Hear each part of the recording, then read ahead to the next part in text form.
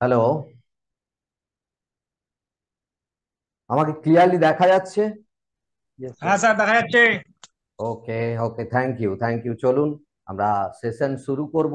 আপনাদের মধ্যে অনেকেই আমাকে চেনেন, তাও আমি একবার আমার ইন্ট্রোডাকশনটা দিয়ে দিই, তারপরে আমি সেশনে যাব, মূল সেশনে যাব।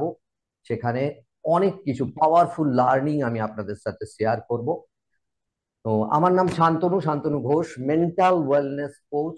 আমি মানুষকে হেল্প করি তাদের যে অ্যাডভার্সিটি সেগুলো থেকে বেরিয়ে এসে হ্যাপি, প্রসপারাস এবং সাকসেসফুল লাইফ লিড করতে। তো আমি সায়েন্স অফ মাইন্ড নিয়ে কাজ করি, যাকে বলা হয় নিউরো লিঙ্গুইস্টিক সায়েন্স। তো নিউরো কথাটার অর্থ হচ্ছে neurology, which is in our brain. আমাদের ব্রেনে যে নিউরন থাকে বা নিউরোলজি থাকে, সেই নিউরোলজি। আর লিঙ্গুইস্টিক কথাটার অর্থ হচ্ছে যে ল্যাঙ্গুয়েজ, যে ভাষায় আমরা আমাদের সাথে কথা বলি। যেভাবে আমরা, আমাদের নন ভার্বাল কিছু ল্যাঙ্গুয়েজ আছে যেগুলো না বলা কথা, অর্থাৎ আমাদের বেশ কিছু চিন্তা চলে, আমাদের ইমোশনস আছে, আমাদের ফিলিংস আছে, এগুলো হলো নন ভার্বাল ল্যাঙ্গুয়েজ।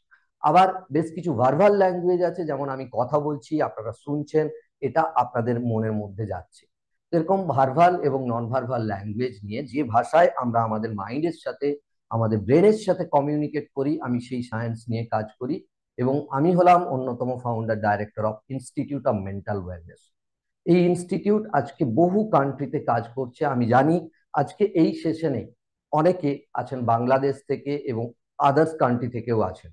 তো সেই ব্যাপার আমি যে জিনিস নিয়ে ডিসকাস করব আজকে, দ্য পাওয়ার অফ ইউ।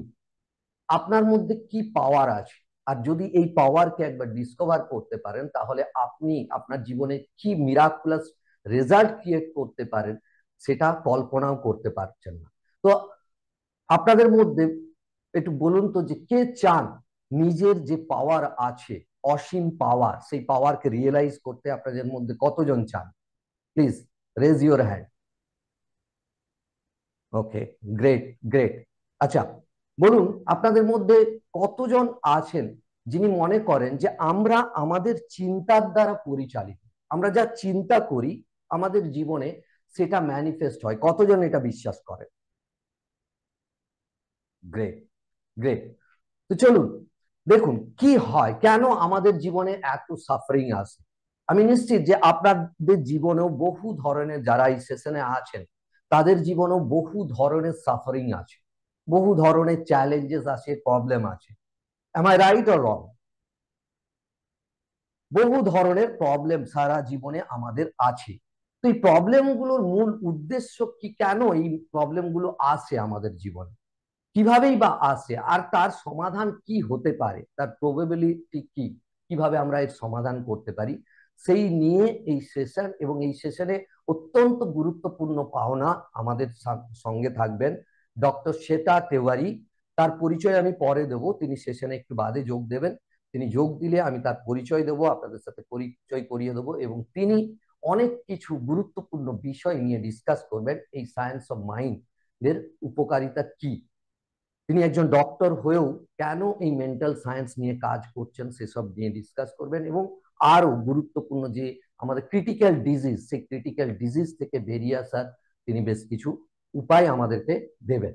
তো চলুন সেই প্রসঙ্গে পরে আসছি, উনি জয়েন করলে ওনার পরিচয় দেবো। এবার দেখুন কি হয়, কেন আমাদের জীবনে সাফারিং আসে। আপনারা কজন জানেন যে ব্রেন আলাদা, মাইন্ড আলাদা? আপনাদের মধ্যে কতজন জানেন যে দুটো আলাদা আলাদা জিনিস? দেখুন, ব্রেন কি আর মাইন্ড কি, আমরা প্রথমে খুব বেসিক জিনিস দিয়ে শুরু করছি যাতে আপনাদের বুঝতে সুবিধে হয়।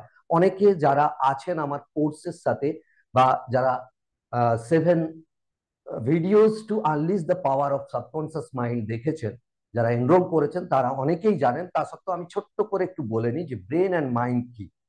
দেখুন, ব্রেন কি, ব্রেন আর মাইন্ডের মধ্যে পার্থক্য কি, প্রথমে আমরা সেটা একটু দেখে নিই, কারণ এটা না জানলে আমরা পরের দিকে এগোতে পারবো না। তাই ব্রেন অ্যান্ড মাইন্ডের একটু ডিফারেন্স জেনে নিই। ব্রেন হলো এমন একটা জিনিস যাকে আমরা টাচ করতে পারি, যাকে আমরা দেখতে পাই, যার মধ্যে বেশ কিছু ব্লাড ভেসেলস আছে, নার্ভ আছে, এবং ফ্যাট আছে। এই সব নিয়ে একটা সলিড বস্তু, যাকে আমরা দেখতে পাই, যাকে টাচ করতে পারি। ক্লিয়ার? কিন্তু মাইন্ড উল্টো দিকে যদি মাইন্ডকে দেখা যায়, মাইন্ডের কোনো নির্দিষ্ট আকার আকৃতি নেই, সেটা কোথায় আছে এক্স্যাক্টলি আমরা জানি না, এবং তাকে আমরা দেখতেও পাই না, তাকে আমরা টাচও করতে পারি না। তাহলে মাইন্ড আর ব্রেনের যেটা মূল তফাৎ হলো, ব্রেন হচ্ছে একটা সিস্টেম যাকে আমরা দেখতে পাই, যাকে টাচ করতে পারি, যার মধ্যে ব্লাড ভেসেলস আছে, অনেক নিউরনস আছে, ফ্যাট আছে, এইসব নিয়ে তৈরি। আর মাইন্ড যাকে আমরা একদমই দেখতে পাই না, কোথায় আছে বা কি তারা আকার আকৃতি, সেটা কেমন দেখতে, আমরা কোনো কিছু দেখতে পাই না। এটা হলো প্রথম। দ্বিতীয় পার্থক্য হলো যে মাইন্ড গুরুত্বপূর্ণ যেটা, ব্রেন, আমাদের যদি ব্রেনে কোনো কিছু হয় তাকে আমরা যেহেতু দেখতে পাই, তাকে টাচ করতে পারি, সেটাকে অপারেশন করাটা সম্ভব, বা তার মধ্যে যদি কিছু চেঞ্জেস আনা যেতে পারে সেটাও করা সম্ভব হতে পারে। কিন্তু মাইন্ড এমনই জিনিস যাকে আমরা কোনো অপারেশন করে বা এই ধরনের মেডিকেল ট্রিটমেন্টের মাধ্যমে আমরা তার চেঞ্জেস করতে পারি না। তো এটা আরেকটা গুরুত্বপূর্ণ তফাৎ। কিন্তু এখানে সবচেয়ে গুরুত্বপূর্ণ তফাৎ হলো ব্রেনকে আমরা একটা হার্ডওয়্যার সিস্টেম ধরতে পারি। যেমন আপনারা মোবাইল ইউজ করছেন, যে মোবাইলটার মাধ্যমে আপনারা এই সেশনে যোগ দিয়েছেন, তাতে একটা হার্ডওয়্যার সিস্টেম আছে। সেই হার্ডওয়্যার সিস্টেমটাকে আমরা ব্রেন ধরতে পারি, কারণ হার্ডওয়্যার সিস্টেমকে আমরা দেখতে পাই। তার মধ্যে র্যাম, রম আছে, তার মধ্যে অনেক কিছু কিবোর্ড আছে বা কিজ গুলো আছে, সেগুলোকে আমরা ইয়ে করতে পারি, স্ক্রিন আছে। তো সেগুলোকে টাচ করা যায়, অর্থাৎ হার্ডওয়্যার সিস্টেম যেটাকে আমরা টাচ করতে পারি, কম্পিউটার বা ল্যাপটপে যেমন হার্ডওয়্যার সিস্টেমকে আমরা টাচ করতে পারি, তার মধ্যে প্রসেসর থাকে, হার্ড ডিস্ক থাকে, এই সমস্ত কিছু নিয়ে একটা হার্ডওয়্যার সিস্টেম গঠন হয়। ঠিক ব্রেনেও সেরকম অনেক কিছু টাচেবল জিনিস আছে যেগুলোকে আমরা টাচ করতে পারি। কিন্তু উল্টো দিকে মাইন্ড, মাইন্ড হলো জাস্ট লাইক দ্য সফটওয়্যার, যে সফটওয়্যারটি আপনার মোবাইলে বা আপনার ল্যাপটপ বা আপনার কম্পিউটারে ইনস্টল আছে। এবার দেখুন গুরুত্বপূর্ণ জিনিস কি, সাপোজ আপনি একটা আপগ্রেডেড মোবাইল কিনেছেন বা একটা আপগ্রেডেড সিস্টেমের আপনি কম্পিউটার কিনেছেন, কিন্তু সেই কম্পিউটার সিস্টেমটাতে কোনো রকম কোনো সফটওয়্যার সিস্টেম ইনস্টল নেই। আপনারা বলুন সেই সফটওয়্যার সিস্টেমটা কি রান করবে? Yes or no? আপনারা চ্যাট বক্সে টাইপ করতে পারেন, ইয়েস হলে ওয়াই, নো হলে নো, আপনারা চ্যাট বক্সে টাইপ করতে পারেন। তো দেখুন, তাহলে কি নিশ্চয়ই আমরা তাকে কি করতে পারি, সেই হার্ডওয়্যার সিস্টেমটা রান করতে পারে না আমরা যদি কোনো সফটওয়্যার সিস্টেম তাতে ইনস্টল না করি। আবার যদি ধরুন আপনার কাছে একটা আপগ্রেডেড মোবাইল বা ল্যাপটপ দেওয়া হলো, তাতে একটা ব্যাকডেটেড সফটওয়্যার ইনস্টল করে দেওয়া হলো, তাহলে সেই সফটওয়্যার সিস্টেমটা, সেই হার্ডওয়্যার সিস্টেমটাকে রান করাতে পারবে? যে আপগ্রেডেড আপনার ভার্সনটি আছে মোবাইল বা আপনার ল্যাপটপ বা আপনার কম্পিউটার, সেই সিস্টেমটা কি রান করবে প্রপারলি? তাও করতে পারবে না, কেননা ব্যাকডেটেড সফটওয়্যার, অনেক কিছু জিনিস সেখানে কাজ করবে না, সেই আপগ্রেডেড সফটওয়্যারটাকে প্রপারলি রান করাতে পারবে না। আমার তৃতীয় প্রশ্ন আপনাদেরকে, যদি ধরুন আপনার আপগ্রেডেড মোবাইল বা সফটওয়্যার সিস্টেমটাতে আমরা একটা কোনো আপগ্রেডেড সফটওয়্যার ইনস্টল করলাম, অথচ কোনো অ্যান্টিভাইরাস ইনস্টল করলাম না, আর তার সাথে আমরা নেটওয়ার্ক সিস্টেম অ্যাড করে দিলাম, অর্থাৎ নেটওয়ার্ক কানেকশনের সাথে যুক্ত করলাম। এবার বলুন সেই যে সফটওয়্যার বা হার্ডওয়্যার সিস্টেমটা, সেটা প্রপারলি কাজ করবে না কিছুদিন বাদে হ্যাং করবে? নিশ্চয়ই কিছুদিন বাদে হ্যাং করবে, কেন কি ভাইরাস অ্যাটাক করবে। এবার দেখুন কি হচ্ছে আমাদের জীবনে প্রত্যেক দিন। আমাদের যে হার্ডওয়্যার সিস্টেম, আপগ্রেডেড ব্রেন, যেখানে অলমোস্ট 86 বিলিয়ন নিউরনস আছে, প্রত্যেকের ব্রেনেই অলমোস্ট 86 বিলিয়ন নিউরনস আছে, কিন্তু এই 86 বিলিয়ন নিউরনসকে পরিচালনা করার জন্য ইউনিভার্স তাতে একটা পাওয়ারফুল সফটওয়্যার ইনস্টল করে পাঠিয়েছেন, যেটার নাম হলো মাইন্ড। এবার বলুন এই মাইন্ড কি আমরা আপগ্রেড করেছি কোনোদিনও? আমরা কি জানি যে এই মাইন্ড কি করে কাজ করছে? এই মাইন্ড দ্বারা আমরা কিভাবে পরিচালিত হই? আমাদের যে কনভেনশনাল এডুকেশনাল সিস্টেম, এই কনভেনশনাল এডুকেশনাল সিস্টেমে মাইন্ড নিয়ে আমরা পড়েছি কোথাও? আমরা যখন দুশ্চিন্তা হয় আমাদের জীবনে, যখন কোনো অবস্টাকেল আসে, কোনো বাধা প্রতিবন্ধকতা আসে, আমরা যখন জীবনের সাথে কোনো একটা সিচুয়েশন আসে যে সিচুয়েশনটা থেকে বেরোতে পারি না, তখন আমরা অত্যন্ত একটা নেগেটিভ দিকে এগোতে থাকি। কেন কি? ডিপ্রেশন, অ্যাংজাইটি এগুলো চলে আসে। আমরা আমাদের মধ্যে ভয় জন্মায়, ফিয়ার হয়, আমাদের মধ্যে ফোবিয়া, আমরা ফোবিয়াটিক হয়ে পড়ি। তো কেন হই আমরা? আমাদের যে ব্রেনকে পরিচালনা করার জন্য অত্যন্ত পাওয়ারফুল মাইন্ড, যে সফটওয়্যার মাইন্ড নামক যে সফটওয়্যারটা ইনস্টল করা আছে, তাকে আমরা কোনোদিনও আপগ্রেড করি না। তারপরে আমরা যে এনভায়রনমেন্টে আছি, সেই এনভায়রনমেন্ট থেকে প্রত্যেক দিন প্রচুর প্রচুর নেগেটিভ ভাইরাস আমাদের মাইন্ড। আজকে যদি একটা আপনারা নিউজ চ্যানেল দেখেন বা নিউজ পেপার দেখেন, তার ফার্স্ট পেজে বড় বড় করে একটা নেগেটিভ নিউজ, আপনারা ভাবছেন সেই নেগেটিভ নিউজ পড়ছেন, কিন্তু তা আপনার মাইন্ডে ভাইরাস হিসেবে অ্যাটাক করছে, যেটা আপনারা বুঝতেও পারেন না। কিন্তু এই ভাইরাসের এগেনস্টে আমরা কি করছি? আমাদের কনভেনশনাল এডুকেশনাল সিস্টেমে এর কি ব্যবস্থা আছে? প্লিজ আপনারা একটু আনমিউট করে নেবেন, এই মিউট করে নেবেন, যাতে শুনতে পান কথাগুলো। তো বলুন, এই যে ভাইরাস, এই ভাইরাসের জন্য আমরা কি করেছি? বা আমাদের যে মাইন্ড, অত্যন্ত শক্তিশালী মাইন্ড, সেই মাইন্ডকে পরিচালনা করার জন্য আমরা কোনোদিন আপডেট করেছি? আমরা জানি মাইন্ড কি, মাইন্ড আমাদের জন্য কি কি করে? এই মাইন্ড দিয়েই তো আমরা সবকিছু, আজকে যে আবিষ্কার হয়েছে, যা কিছু আবিষ্কারের কথাই যদি ভাবো, সেটা কোথায় প্রথম সৃষ্টি হয়েছে? প্রথম মানুষের চিন্তাতে এসেছে, মনের মধ্যে চিন্তাতে এসেছে যে হ্যাঁ, একটা এরোপ্লেন বানানো যায়। রাইট ভাতৃদ্বয়ের এডুকেশনাল কোয়ালিফিকেশন, তথাকথিত ব্রেন যদি দেখেন, তথাকথিত ব্রেন তাদের তো নেই। কেন? এডুকেশনাল কোয়ালিফিকেশন তাদের খুব কম। তাহলে কোথা থেকে তিনি এগুলো আবিষ্কার করেছেন? তারা প্রথম তাদের মস্তিষ্কের মধ্যে, তাদের মাইন্ডের মধ্যে চিন্তা এসেছে যে যখন পাখি উড়তে পারে আকাশে, মানুষও উড়তে পারে, এটা বানানো যেতে পারে। আর সেই চিন্তা থেকে পরবর্তীকালে এটা ম্যানিফেস্ট হয়েছে যে হ্যাঁ, প্লেন বানানো যায়, প্লেন বানিয়ে তারা দেখিয়ে। তো মাইন্ড যখন এত পাওয়ারফুল, আজকে যেটাই বলুন না, একটা ডিস্ট্রাকটিভ চিন্তা ভাবনাও যদি ধরি, যে আজকে এই যে পরমাণু বোমা, সেই পরমাণু বোমার পিছনে যার ব্রেন বা যার মাইন্ড কাজ করেছে, তার প্রথম মস্তিষ্কে চিন্তা এসেছে, মাইন্ডের মধ্যে চিন্তা এসেছে যে হ্যাঁ, এটা বানানো যেতে পারে, তারপরে সেটা ম্যানিফেস্ট হয়েছে। এরকম আমরা যা কিছু চিন্তা করছি তার ম্যানিফেস্ট হয়। এবার আমরা বলুন, এই যে নেগেটিভ বোম্বার্ডমেন্টের মধ্যে থাকি, নেগেটিভ চিন্তা করতে থাকি, সেই নেগেটিভ চিন্তার ফল কি হচ্ছে, তার ম্যানিফেস্টেশন কি হচ্ছে? কেন আমাদের জীবনে এত সাফারিং? আমরা ডিপ্রেশনে চলে যাই, আমাদের মধ্যে অ্যাংজাইটি ফিল হয়, আমাদের মধ্যে ফোবিয়াটিক সিমটমস দেখা যায়, ওসিডি আছে বিভিন্ন ধরনের। বা আমরা কখনো যদি একটা ফাইন্যান্সিয়াল ক্রিটিক্যাল সিচুয়েশনের মধ্যে পড়ি, আমরা সেখান থেকে বেরোনোর পথ পাই না। আমাদের রিলেশনশিপে যখন চ্যালেঞ্জ আসে, আমরা খুঁজে পাই না যে কিভাবে বেরোতে পারি। তো এই বিষয়ে আরো বিশদে আমি আলোচনা করব। তো বেসিক জিনিসটা আগে বুঝে নিন যে মাইন্ড আর ব্রেনের পার্থক্য।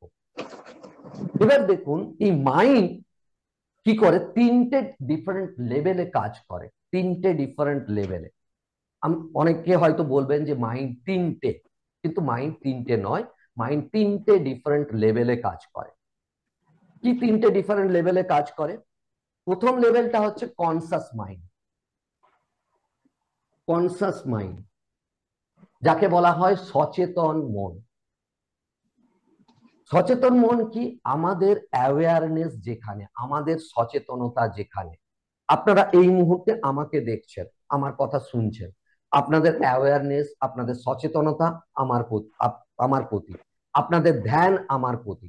তো আমাদের যেখানে যখন ধ্যান থাকে, অ্যাওয়ারনেস থাকে যে মুহূর্তে, সেখানে আমাদের conscious mind, conscious level of mind কাজ করে, সচেতন মন কাজ করে।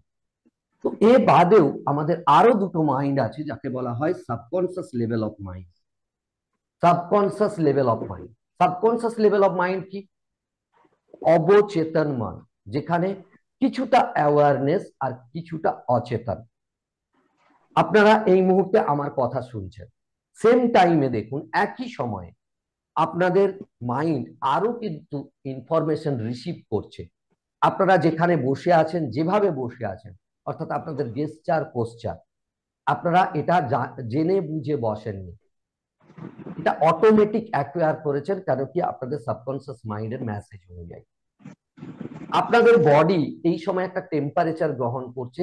আপনারা যে রুমে আছেন বা যেখানে আছেন সেখানকার টেম্পারেচার আপনাদের ত্বক গ্রহণ করছে।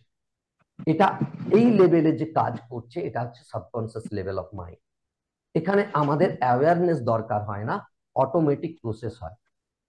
এই টাইমে আপনাদের একটা ব্রিদিং প্যাটার্ন চলছে নির্দিষ্ট হারে, নির্দিষ্ট রেটে, নির্দিষ্ট ছন্দে। তো এই যে লেভেলের মাইন্ড কাজ করছে, সেটা হচ্ছে সাবকনসিয়াস লেভেল অফ মাইন্ড।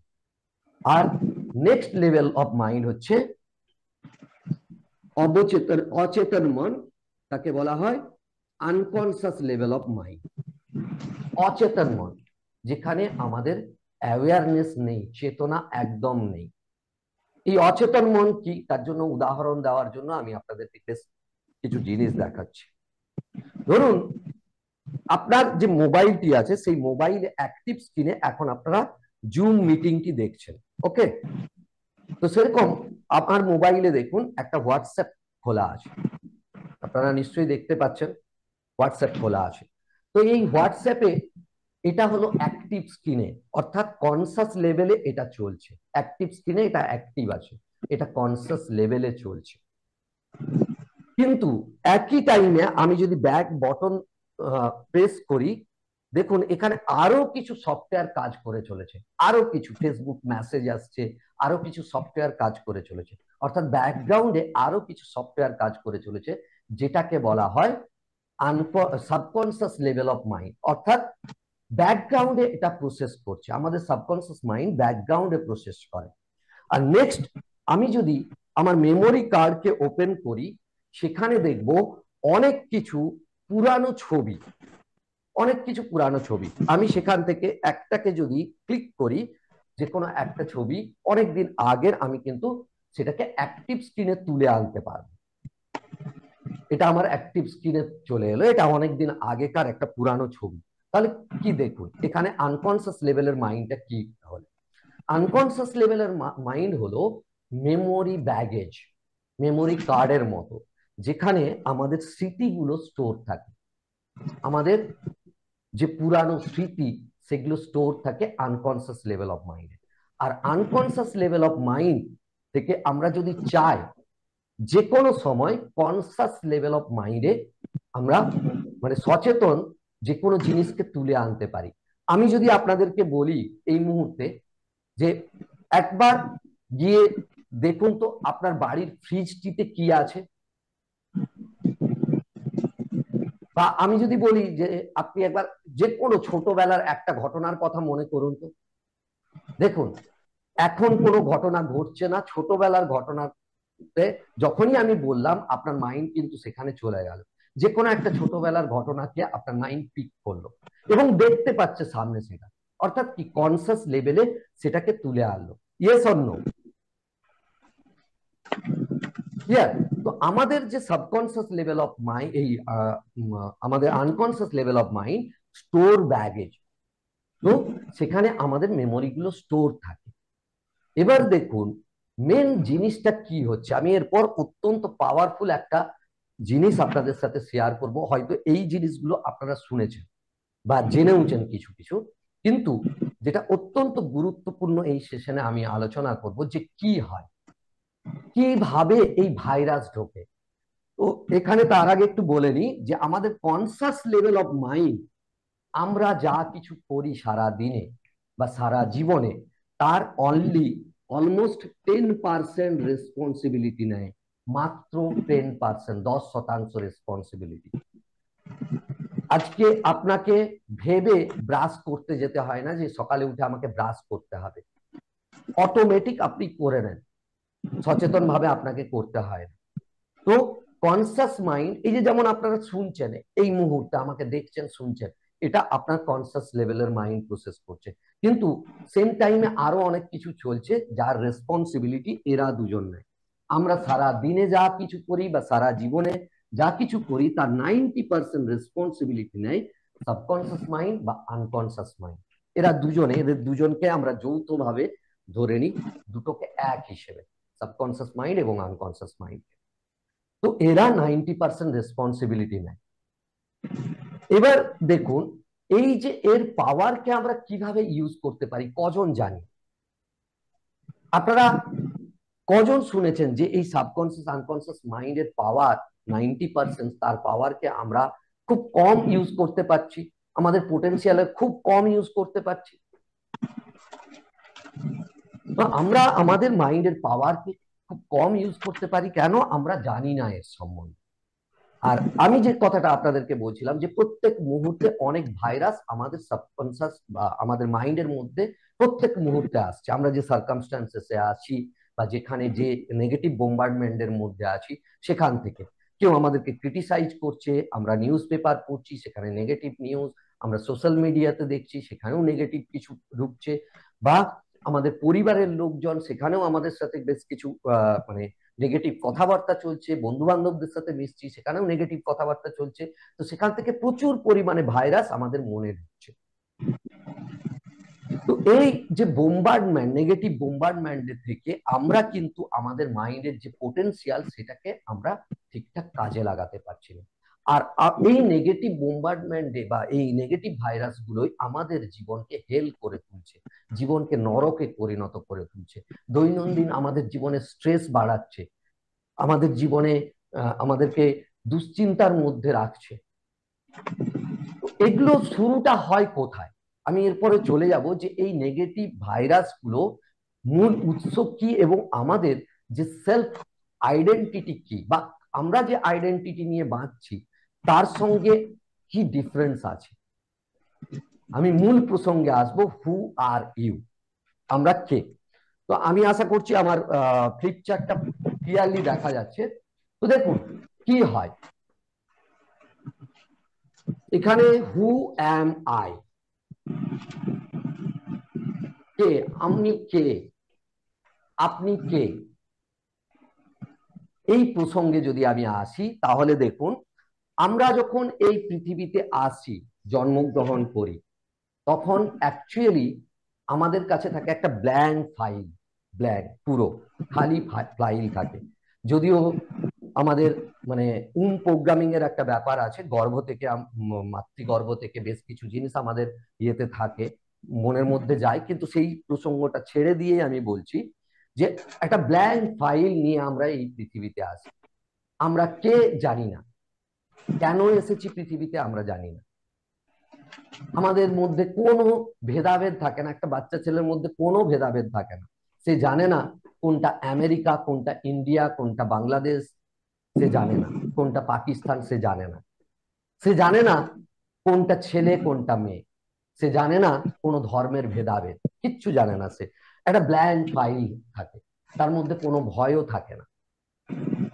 তো দেখুন একটা ব্ল্যাঙ্ক ফাইল নিয়ে আমরা যখন এই পৃথিবীতে আসি কি হয় জেনারেলি, সাপোজ এটা আমি বা আপনি যা হোক ধরে নিতে পারেন, আমি বোঝানোর খাতিরে ড্র করেছি। তো দেখুন কি হয় যখন পৃথিবীতে একটা সন্তানের জন্ম হয়, একজন জন্ম হয়, তো তারপর থেকে কি হয়, মা বাবার ভালোবাসা পান, আদর যত্ন পান, অ্যাপ্রিসিয়েশন পান, মা বাবা গ্রহণ, একটু কাঁদলো বাচ্চা, সঙ্গে সঙ্গে মা বাবা কোলে নিল, অ্যাপ্রিসিয়েশন পান, ভালোবাসা পান, কমপ্লিমেন্ট পান। তো বিভিন্ন পজিটিভ জিনিস,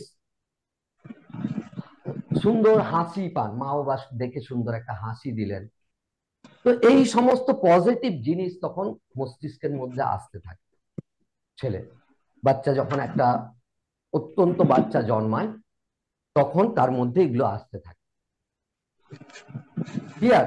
তারপরে অ্যাকচুয়ালি দেখুন আরেকটা জিনিস এখানে গুরুত্বপূর্ণ আমি বলে নিই যে অলমোস্ট 4 to 5 ইয়ার্স অব্দি আমাদের এই যে সাবকনসিয়াস মাইন্ড ডেভেলপ হয় না,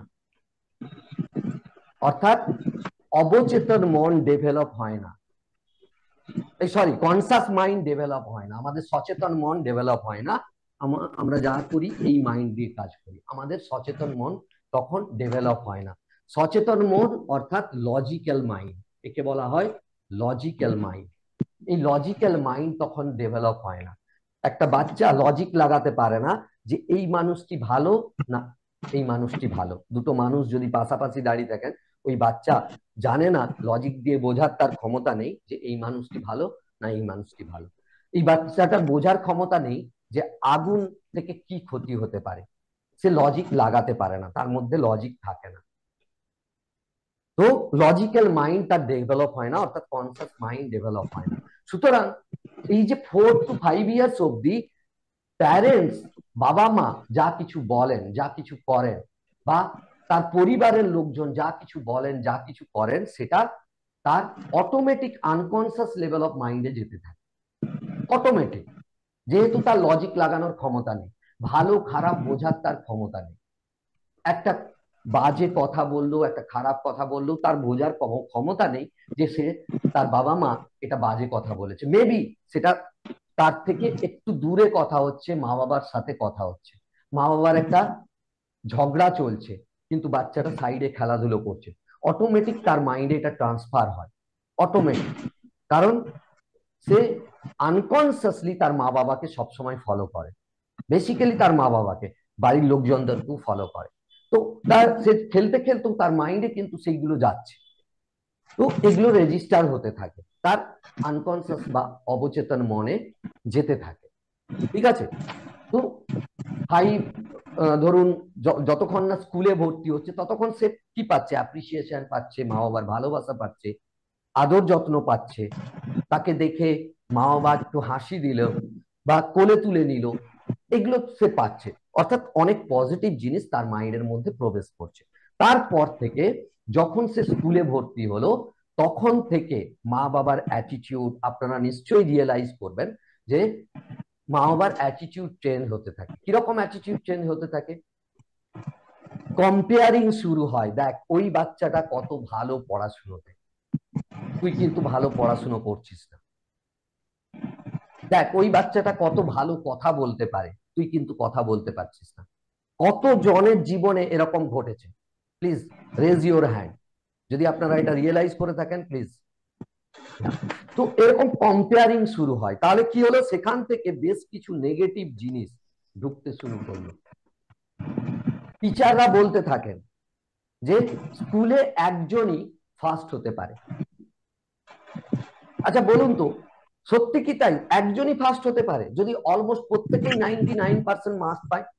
যতজন স্টুডেন্ট আছে প্রত্যেকেই যদি 99% মার্কস পায়, তাহলে প্রত্যেকেই ফার্স্ট হতে পারে কিনা? কিন্তু এই মিসকনসেপশন কিন্তু মাইন্ডের মধ্যে বাচ্চাদের ঢোকানো হয় যে তুই ফার্স্ট হলি না, তুই ফার্স্ট হতে পারলি না। তো এগুলো থেকে নেগেটিভিটি শুরু হয়, ক্রিটিসিজম শুরু হয়, নেগেটিভ কথাবার্তা বলা শুরু হয়, বিভিন্ন ভাবে তাকে দমিয়ে রাখার চেষ্টা। এই বৃষ্টিতে যাবি না, বৃষ্টির মধ্যে গেলে শরীর খারাপ হবে, রোদে যাবি না, রোদে খেললে শরীর খারাপ হবে। তো এই ধরনের যে ভয়, বা তাকে বলা হয় দেখ ওই ছেলেটির সাথে মিশবি না, ওই ছেলেটি খারাপ, ওই মানুষটা কিন্তু ভালো নয়। এই যে জিনিসগুলো কম্পেয়ারিং বলুন বা এই যে নেগেটিভিটি গুলো, এগুলো কিন্তু কন্টিনিউ তখন প্রবেশ করতে থাকে। তারপরে যখন আমরা বড় হই, আরেকটু বড় হই, যখন অ্যাডাল্ট হই, তখন কি হয়? তখন এবার আমাদের মস্তিষ্কে আমরা যখন নিউজ পেপার দেখি, আমরা যখন সোশ্যাল মিডিয়া দেখতে থাকি, সেখান থেকে এবার বিভিন্ন নেগেটিভিটিস আসতে থাকে, বিভিন্ন ধরনের নেগেটিভিটিস আসতে থাকে, বিভিন্ন ধরনের। কি নেগেটিভিটিস আসে? যে এখন বর্তমান যুগে পড়ে কি করবি, চাকরি তো নেই। বর্তমান যুগের যা অবস্থা, তাতে চারিদিকে মারপিট, গন্ডগোল। বর্তমান যুগে একজন মানুষও ভালো নেই, কোনো উপকারী মানুষ খুঁজে পাওয়া যায় না। তার সাথে সাথে বেশ কিছু নেগেটিভ এক্সপিরিয়েন্সেস, কোনো একবার পরীক্ষা দিয়েছি, সেই পরীক্ষায় আমার রেজাল্ট খারাপ হয়েছে, নেগেটিভ এক্সপিরিয়েন্সেস। কোথাও আমরা যেতে গেছি, সেখানে ট্রেন বহু লেট, যাওয়া হয়নি, নেগেটিভ এক্সপিরিয়েন্সেস। কোথাও আমরা কোনো একটা শহরে গেছি, সেখান থেকে আমাদের পিক পকেট হয়ে গেছে, পকেট মারি হয়ে গেছে, নেগেটিভ এক্সপিরিয়েন্সেস। তো এইগুলো আমাদের মাইন্ডের মধ্যে প্রতিনিয়ত ঢুকে চলেছে। আমরা অফিসে গেলাম, কোনো একটা অফিসে কোনো কাজ নিয়ে গেলাম, সেই অফিসে কোনো ক্লার্ক আমাদের সাথে দুর্ব্যবহার করলো, নেগেটিভ এক্সপিরিয়েন্স। প্লিজ যারা মিউট, একটু মিউট করে নেবেন, যাদের মিউট নেই। ওকে, তো দেখুন তাহলে বেশ কিছু নেগেটিভিটিস ঢুকছে, আরো এই ধরনের বহু নেগেটিভিটি, তোর দ্বারা কিছু হবে না, তোর তুই কিচ্ছু পারবি না, বিভিন্ন ধরনের, বা কেউ ক্রিটিসাইজ করলো, আরে তুই তো পড়াশোনাতে ভালো নয়, বা কেউ একটা গালিগালাজ দিল, সেই সমস্ত কিছু ব্রেনের মধ্যে ঢুকছে। আর সেই অনুযায়ী কি তৈরি হচ্ছে দেখুন, হু অ্যাম আই তৈরি হচ্ছে। এখানে বেশ কিছু পজিটিভ জিনিসও যেমন ঢুকছে, সেরকম বেশ কিছু নেগেটিভ জিনিসও ঢুকছে। এবার বলুন, এই যে নেগেটিভ পজিটিভ সমস্ত কিছু নিয়ে কি তৈরি হচ্ছে, আমাদের আইডেন্টিটি তৈরি হচ্ছে। এটা হলো আমাদের আইডেন্টিটি।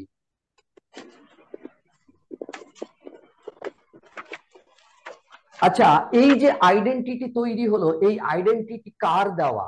এটা কি আমাদের নিজস্ব আইডেন্টিটি? আমরা যখন জন্মেছিলাম তখন কি ভয় নিয়ে জন্মেছিলাম? আমরা যখন জন্মেছিলাম তখন কি ইগো ছিল আমাদের মনে? আমাদের মনে প্রতিহিংসা ছিল? আমাদের মনে দুশ্চিন্তা ছিল? কিচ্ছু থাকেনি। তাহলে এই আইডেন্টিটি কার দেওয়া? এই আইডেন্টিটি বিভিন্ন জায়গা থেকে আমরা অ্যাডপ্ট করেছি, করে এই আইডেন্টিটি। তাহলে এই আইডেন্টিটিকে কি বলা হবে? Projected self. আমাদের প্রজেক্টেড সেলফ, আমাদের নিজস্ব সেলফ নয়, নিজস্বতা এটা নয়, এটা আমাদের প্রজেক্টেড সেলফ, যেটা বাইরে থেকে, এক্সটার্নাল ওয়ার্ল্ড থেকে আমাদেরকে ক্রিয়েট করা হয়েছে। এই প্রজেক্টেড সেলফে কি কি আছে? এখানে ইগো, এখানে আছে হেট্রেড, এখানে আছে ক্রিটিসিজম, অর্থাৎ অনেক নেগেটিভিটি। এখানে আছে ফিয়ার, ভয়, নেগেটিভিটি। তো এই প্রজেক্টেড সেলফ নিয়ে আমরা চলছি, ইয়েস অর নো? এই প্রজেক্টেড সেলফ যখন আমাদের ক্রিয়েট হয়ে যায়, আমরা তখন কি ভুলে যাই? নিজস্বতা ভুলে যাই, self identity, who am I, কে আমরা, কে, এই আসল জিনিসটাই ভুলে যায়। আমরা এই প্রজেক্টেড সেলফকেই আমরা কি মনে করি, আমাদের পাওয়ার কি আমরা মনে করি। সেই যে মা বাবা কবে বলেছেন যে তুই তো খুব শান্তশিষ্ট, তোর দ্বারা কিচ্ছু হবে না, তোর ব্রেন ভালো নয়, তোর দ্বারা কিছু হবে না, তোর তুলনায় অন্যান্য আমাদের পড়শি ছেলেগুলো কত ভালো পড়াশোনাতে, সে অনেক কিছু করতে পারে। তো এই যে প্রজেক্টেড সেলফ, এই প্রজেক্টেড সেলফ নিয়ে আমরা ভাবি যে এটাই আমাদের জীবন।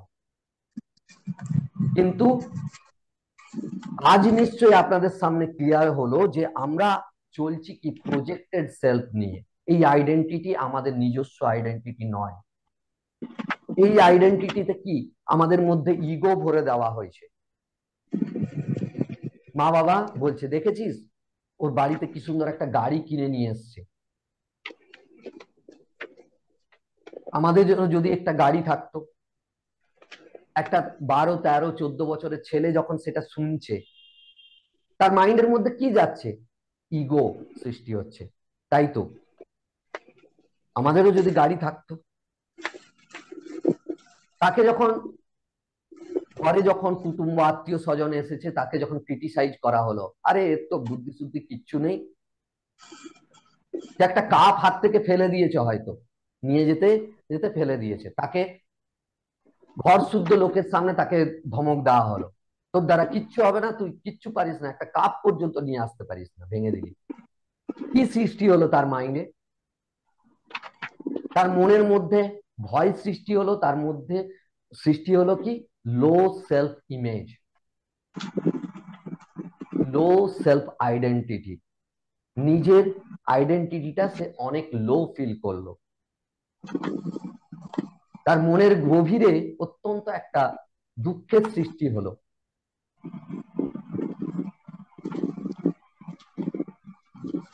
তাহলে এই প্রজেক্টেড সেলফ নিয়ে আমরা হাঁটছি, আমরা সেই জন্য আমাদের পাওয়ারকে রিয়েলাইজ করতে পারছি না। কিন্তু আসলে আমরা কি, আমাদের আসল পরিচয় কি? আমাদের আসল পরিচয়, সেখানে কোনো ভয় আছে? একটা বাচ্চা ছেলেকে সিংহের সামনে ছেড়ে দিন তো, যে সিংহ সম্বন্ধে কোনোদিন শোনেনি, সেই ছেলেটা ওই সিংহটাকে নিয়ে খেলতে যাবে, সে ভয় পাবে না। একটা বাচ্চা ছেলেকে একটা সাপের সামনে ছেড়ে দিন, সে সাপটাকে ধরতে যাবে, কারণ তার মনের মধ্যে ভয় নেই। আর এরকম, এগুলো না হয় সত্যি ভয়ের জিনিস, সে আমাদের ক্ষতি করতে পারে, কিন্তু এরকম বহু জিনিসে আমরা কি ভয় পাচ্ছি না? আমাদের জীবনে, আমাদের জীবনে কোনো ফাইন্যান্সিয়াল ক্রাইসিস ক্রিয়েট হলো, আমরা যে সেই পুরানো অভিজ্ঞতা আছে, বাবা মা বলেছেন টাকা কি গাছে ফলে? টাকা অত্যন্ত কষ্টের ইনকাম, কষ্টের সঙ্গে ইনকাম করতে হয়, টাকা রোজগার করা এত সহজ নয়। তো সেখান থেকে কি ক্রিয়েট হলো, তার মনে তৈরি হলো যে হ্যাঁ, অর্থ অনর্থের মূল, অর্থ বহু কষ্টে রোজগার করতে হয়। তার মনে সৃষ্টি কে ক্রিয়েট করেছে যে অর্থই সবকিছু? তাহলে আমরা যখন এরকম প্রজেক্টেড সেলফ নিয়ে, আমাদের মনে ইগো থাকে, আমাদের মনে ভয় থাকে, আমাদের মনে হেট্রেড সৃষ্টি হয়, তখন আমরা ভালো রেজাল্ট কি করে পেতে পারি? তো আমাদের হু অ্যাম আই, এটা কি মেন জানতে হবে। যতক্ষণ আমরা প্রজেক্টেড সেলফ অর্থাৎ এক্সটার্নাল ওয়ার্ল্ড থেকে যেটা সৃষ্টি করে দেওয়া হয়েছে, সেই প্রজেক্টেড সেলফ থেকে না বেরিয়ে আসতে পারবো, ততক্ষণ আমরা হু অ্যাম আই জানতে পারবো না, আমরা কে অরিজিনাল, আমাদের শক্তি কতটা আমরা জানতে পারবো না। আমার মেন্টাল ওয়েলনেস মাস্টারি প্রোগ্রামে এগুলো বিশদে শেখায় যে কি করে নিজস্ব আইডেন্টিটি চিনতে হয়, সেলফ ইমেজ কি করে হাই করতে হয়, নিজের আত্মপরিচয় কিভাবে জানতে পারবেন, নিজের পারপাস কিভাবে জানতে পারবেন। আমি বিশদে সেই নিয়ে আলোচনা করি, সেগুলো নিয়ে শেখাই যে কিভাবে নিজের সেলফ ইমেজকে অনেক হাই করা যায়, যাতে যে বাধাগুলো আমাদের জীবনে আসছে সেগুলোকে আমরা সহজেই অতিক্রম করতে পারি। তো দেখুন, এই যে প্রজেক্টেড সেলফ, এখান থেকে কি হয় মূলত, আমাদের কি কি তৈরি হয়? প্রথম হলো আমাদের বিলিফ। বিলিফ সিস্টেম কি হলো? রং বিলিফ, লিমিটিং বিলিফের মধ্যে আমরা চলে গেলাম। আমাদের যে বিলিফ সিস্টেম কি হলো, যে আমাদের বিশ্বাসে আঘাত করা হলো বা বিশ্বাসকে দমিয়ে দেওয়া হলো, আমি কিছু করতে পারি না, এই বিশ্বাস মনের মধ্যে জন্মে দেওয়া হলো, বিশ্বাস লো হলো। আর কি, আমাদের গুরুত্ব কমলো, ভ্যালুস, ভ্যালুস কমে গেল, নিজের গুরুত্ব কমে গেল। অনেকে কথা বলছে মাঝ থেকে, কোনো একটা ইম্পর্টেন্ট কথা একটা যদি ইয়াং ছেলের মনে পড়ে, বলতে গেল, সঙ্গে সঙ্গে তার মা বাবা থামিয়ে দিল, তুই এর মধ্যে কেন কথা বলছিস? সেখান থেকে কি তার ভ্যালুস কমলো।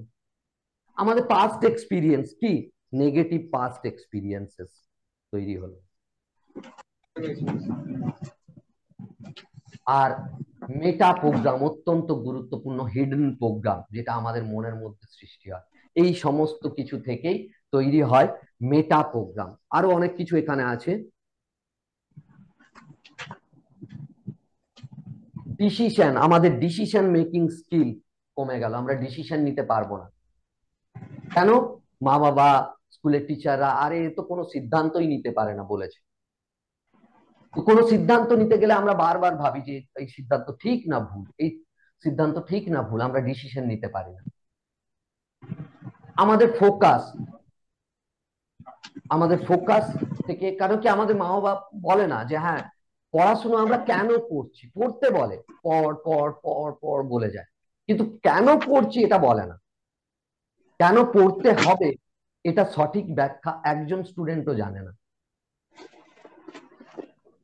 তো সেই জন্য তারা কি হয়, ফোকাস হারিয়ে ফেলে। তো ফোকাস এই জিনিসগুলো আমাদের কি বেশিরভাগ নেগেটিভিটিতে ভরা। আর এই জিনিসগুলোকে কি বলে জানেন? এই জিনিসগুলোকে একসাথে বলে মাইন্ডসেট। মাইন্ডসেট, আমাদের মাইন্ডসেট। মাইন্ডসেট কি? মাইন্ডসেট হলো যে চশমা দিয়ে আপনি পৃথিবীটাকে দেখছেন। মাইন্ডসেট হলো দৃষ্টিকোণ, যে দৃষ্টি দিয়ে আপনি দেখছেন পৃথিবীটা। এবার বলুন, আপনি একটা রেড কালারের চশমা দিয়ে এই হোয়াইট বোর্ডটাকে দেখছেন, আপনাকে কেমন লাগবে দেখতে? এটা হোয়াইট লাগবে না রেড লাগবে? নিশ্চয়ই রেড।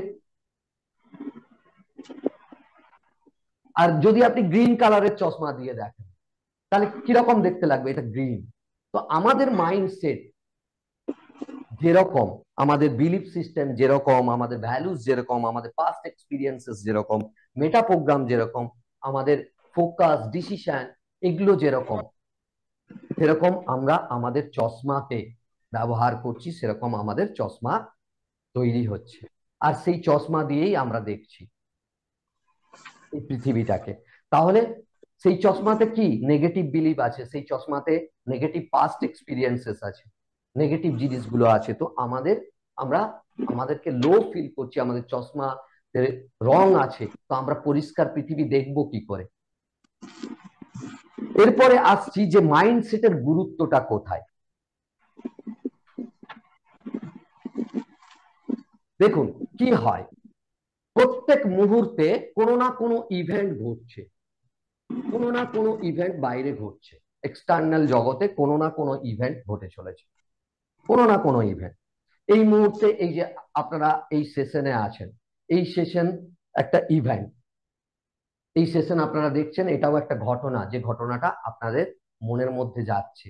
তো বাইরে সব সময় কোনো না কোনো ইভেন্ট ঘটে চলেছে, কিন্তু এই ইভেন্ট তো আমাদের মাইন্ডের মধ্যে যাচ্ছে। এই ইভেন্ট কি হয়, আমাদের মাইন্ডের মধ্যে যায়।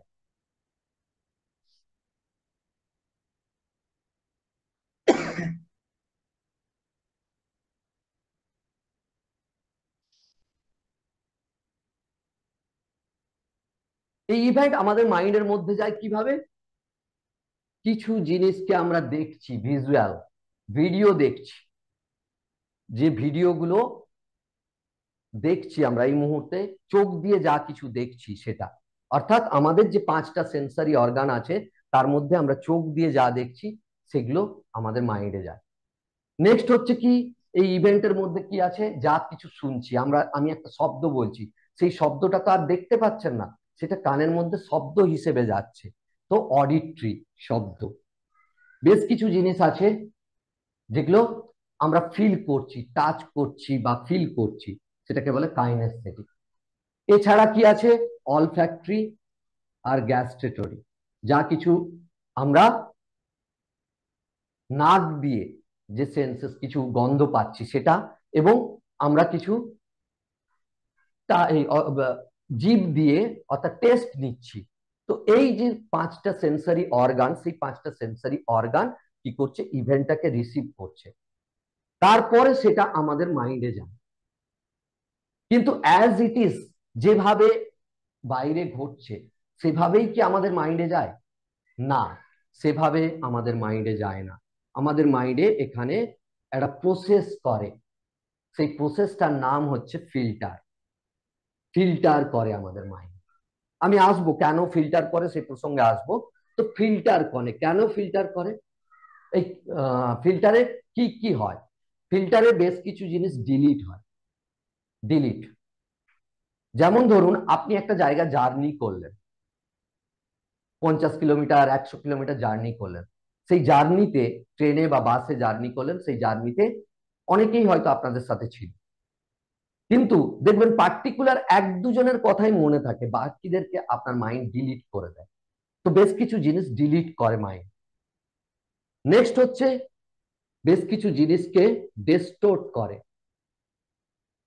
ডিস্টোর্ট করে অর্থাৎ বিকৃতকরণ, বিকৃত করে নেয়। কিরকম বিকৃত করে? দেখবেন কখনো কখনো রাস্তায় পড়ে থাকা একটা দড়িকে আমরা সাপ ভেবে নিই, চমকে উঠি। কেন?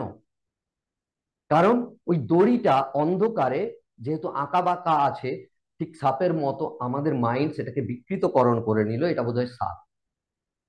ক্লিয়ার? তো আমাদের মাইন্ড বেশ কিছু বিকৃতকরণ করে।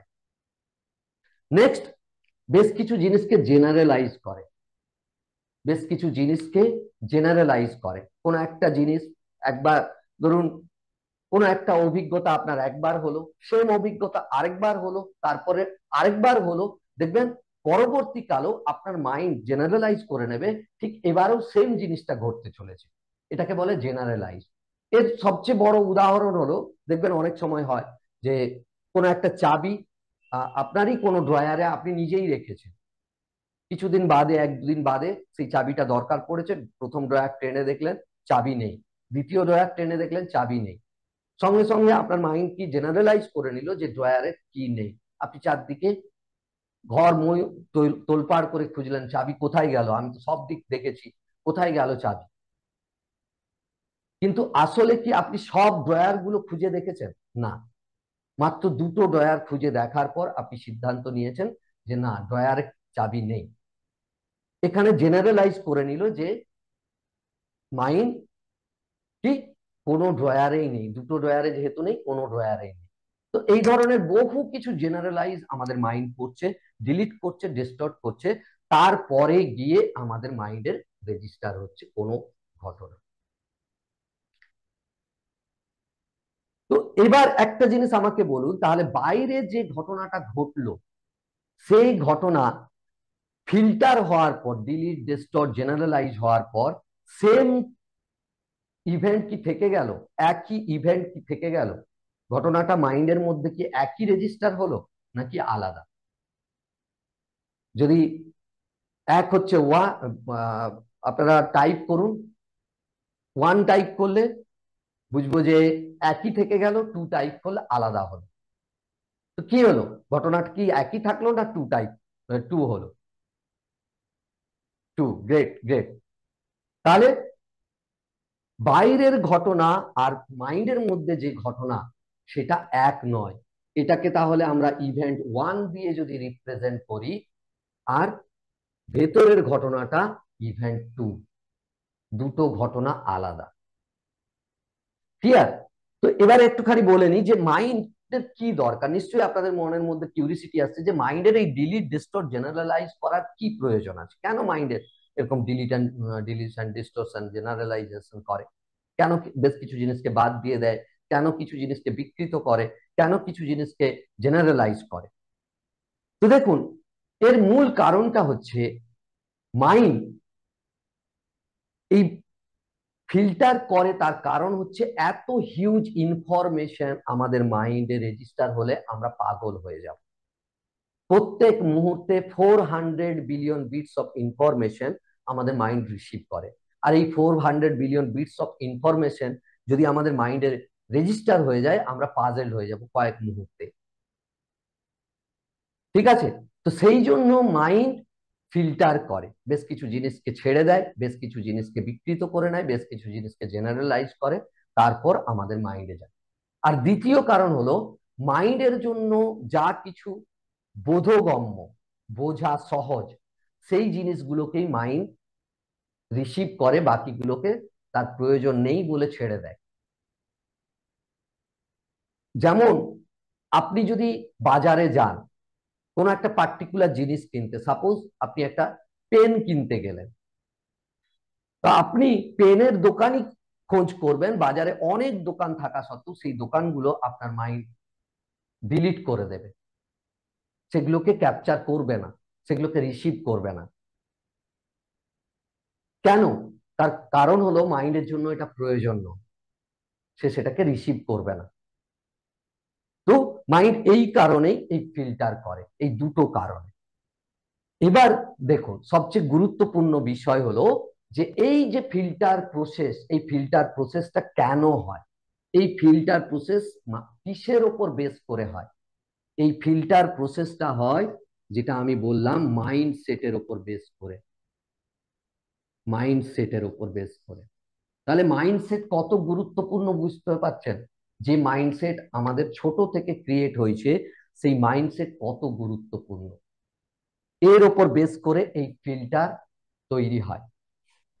তো আগে আমি আরো যাব। তো দেখুন মাইন্ডসেট কি আমি বলেছি, বিলিফ, আমাদের belief system, belief, values, past experiences, meta program, focus, decision, এবং তার সাথে আমাদের ফিজিওলজিক্যাল স্টেট। এই সমস্ত কিছু মিলে আমাদের মাইন্ডসেট তৈরি হয়, আর এই মাইন্ডসেটের উপর বেস করে আমাদের ফিল্টার হয়। এবার বলুন, এই মাইন্ডসেটে যদি বিলিফ সিস্টেম রং থাকে, লিমিটিং বিলিফ থাকে, যেটা আমি করতে পারবো না, তাহলে যে কোনো কাজ, যে ইভেন্টটা আপনার মনে হচ্ছে করতে পারবো না, আপনার মাইন্ডে কি হবে?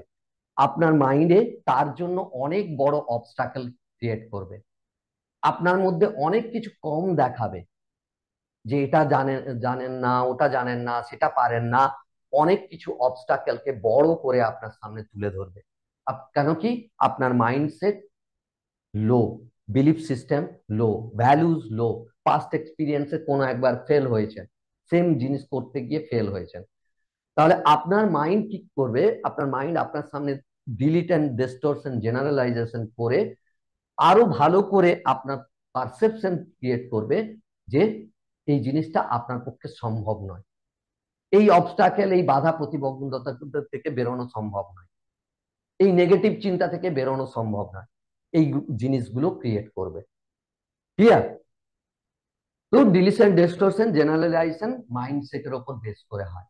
এবার দেখুন সবচেয়ে গুরুত্বপূর্ণ জিনিস, তাহলে আমরা এখান থেকে একটা লার্নিং পেলাম যে E1 বাইরের যে ইভেন্ট ঘটছে সেটা নট ইজক্যাল টু ইভেন্ট 2। আমাদের মনে যে ইভেন্ট তৈরি হলো সেই ইভেন্ট সেম নয়, the event are not same.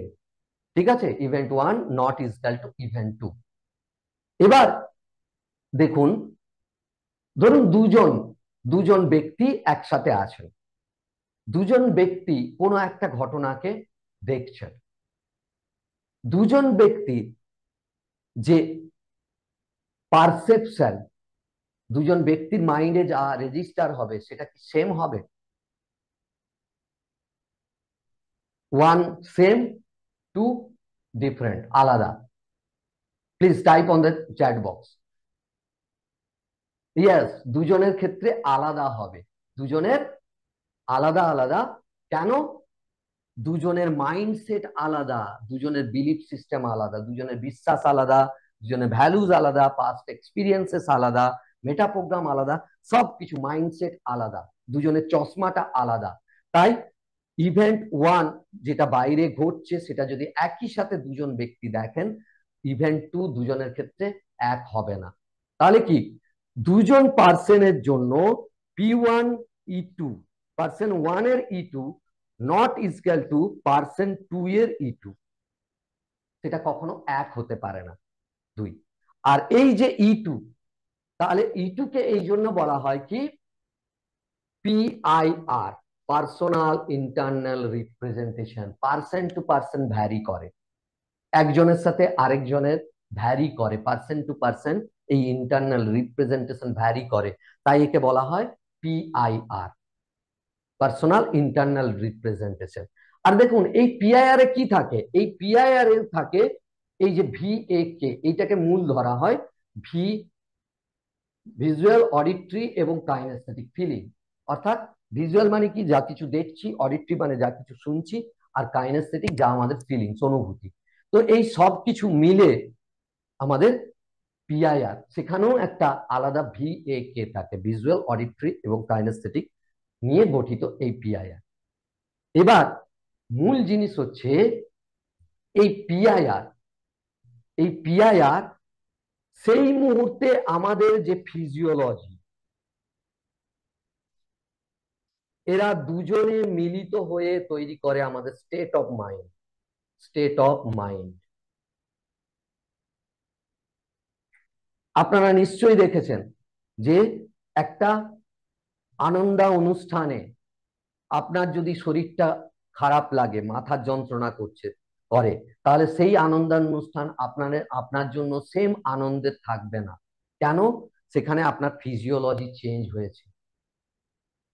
তাহলে কি পিআইআর, আপনার চিন্তা ছিল যে হ্যাঁ এনজয় করব, বিয়ে বাড়ি হোক বা একটা আনন্দ অনুষ্ঠান, সেখানে আপনি এনজয় করবেন, পিআইআর ভালো, কিন্তু ফিজিওলজি আপনার চেঞ্জ হলো, সেখানে আপনার মাথার যন্ত্রণা শুরু হলো, তাহলে কি স্টেট অফ মাইন্ড চেঞ্জ হবে। স্টেট অফ মাইন্ড অর্থাৎ আপনার মানসিক দশাটা চেঞ্জ হবে। ঠিক সেরকম ফিজিওলজি ভালো অথচ মনের মধ্যে দুশ্চিন্তা চলছে, আপনার স্টেট অফ মাইন্ড চেঞ্জ হবে, মানসিক দশা চেঞ্জ হবে। আর স্টেট অফ মাইন্ড কি ক্রিয়েট করে? স্টেট অফ মাইন্ড তৈরি করে আমাদের যে বিহেভিয়ার, আমরা যে বিহেভ করছি, আচরণ করছি। একজন ব্যক্তি, তিনি অফিস থেকে ফিরেছেন, অফিসের কাজকর্ম সেরে বাড়ি ফিরলেন।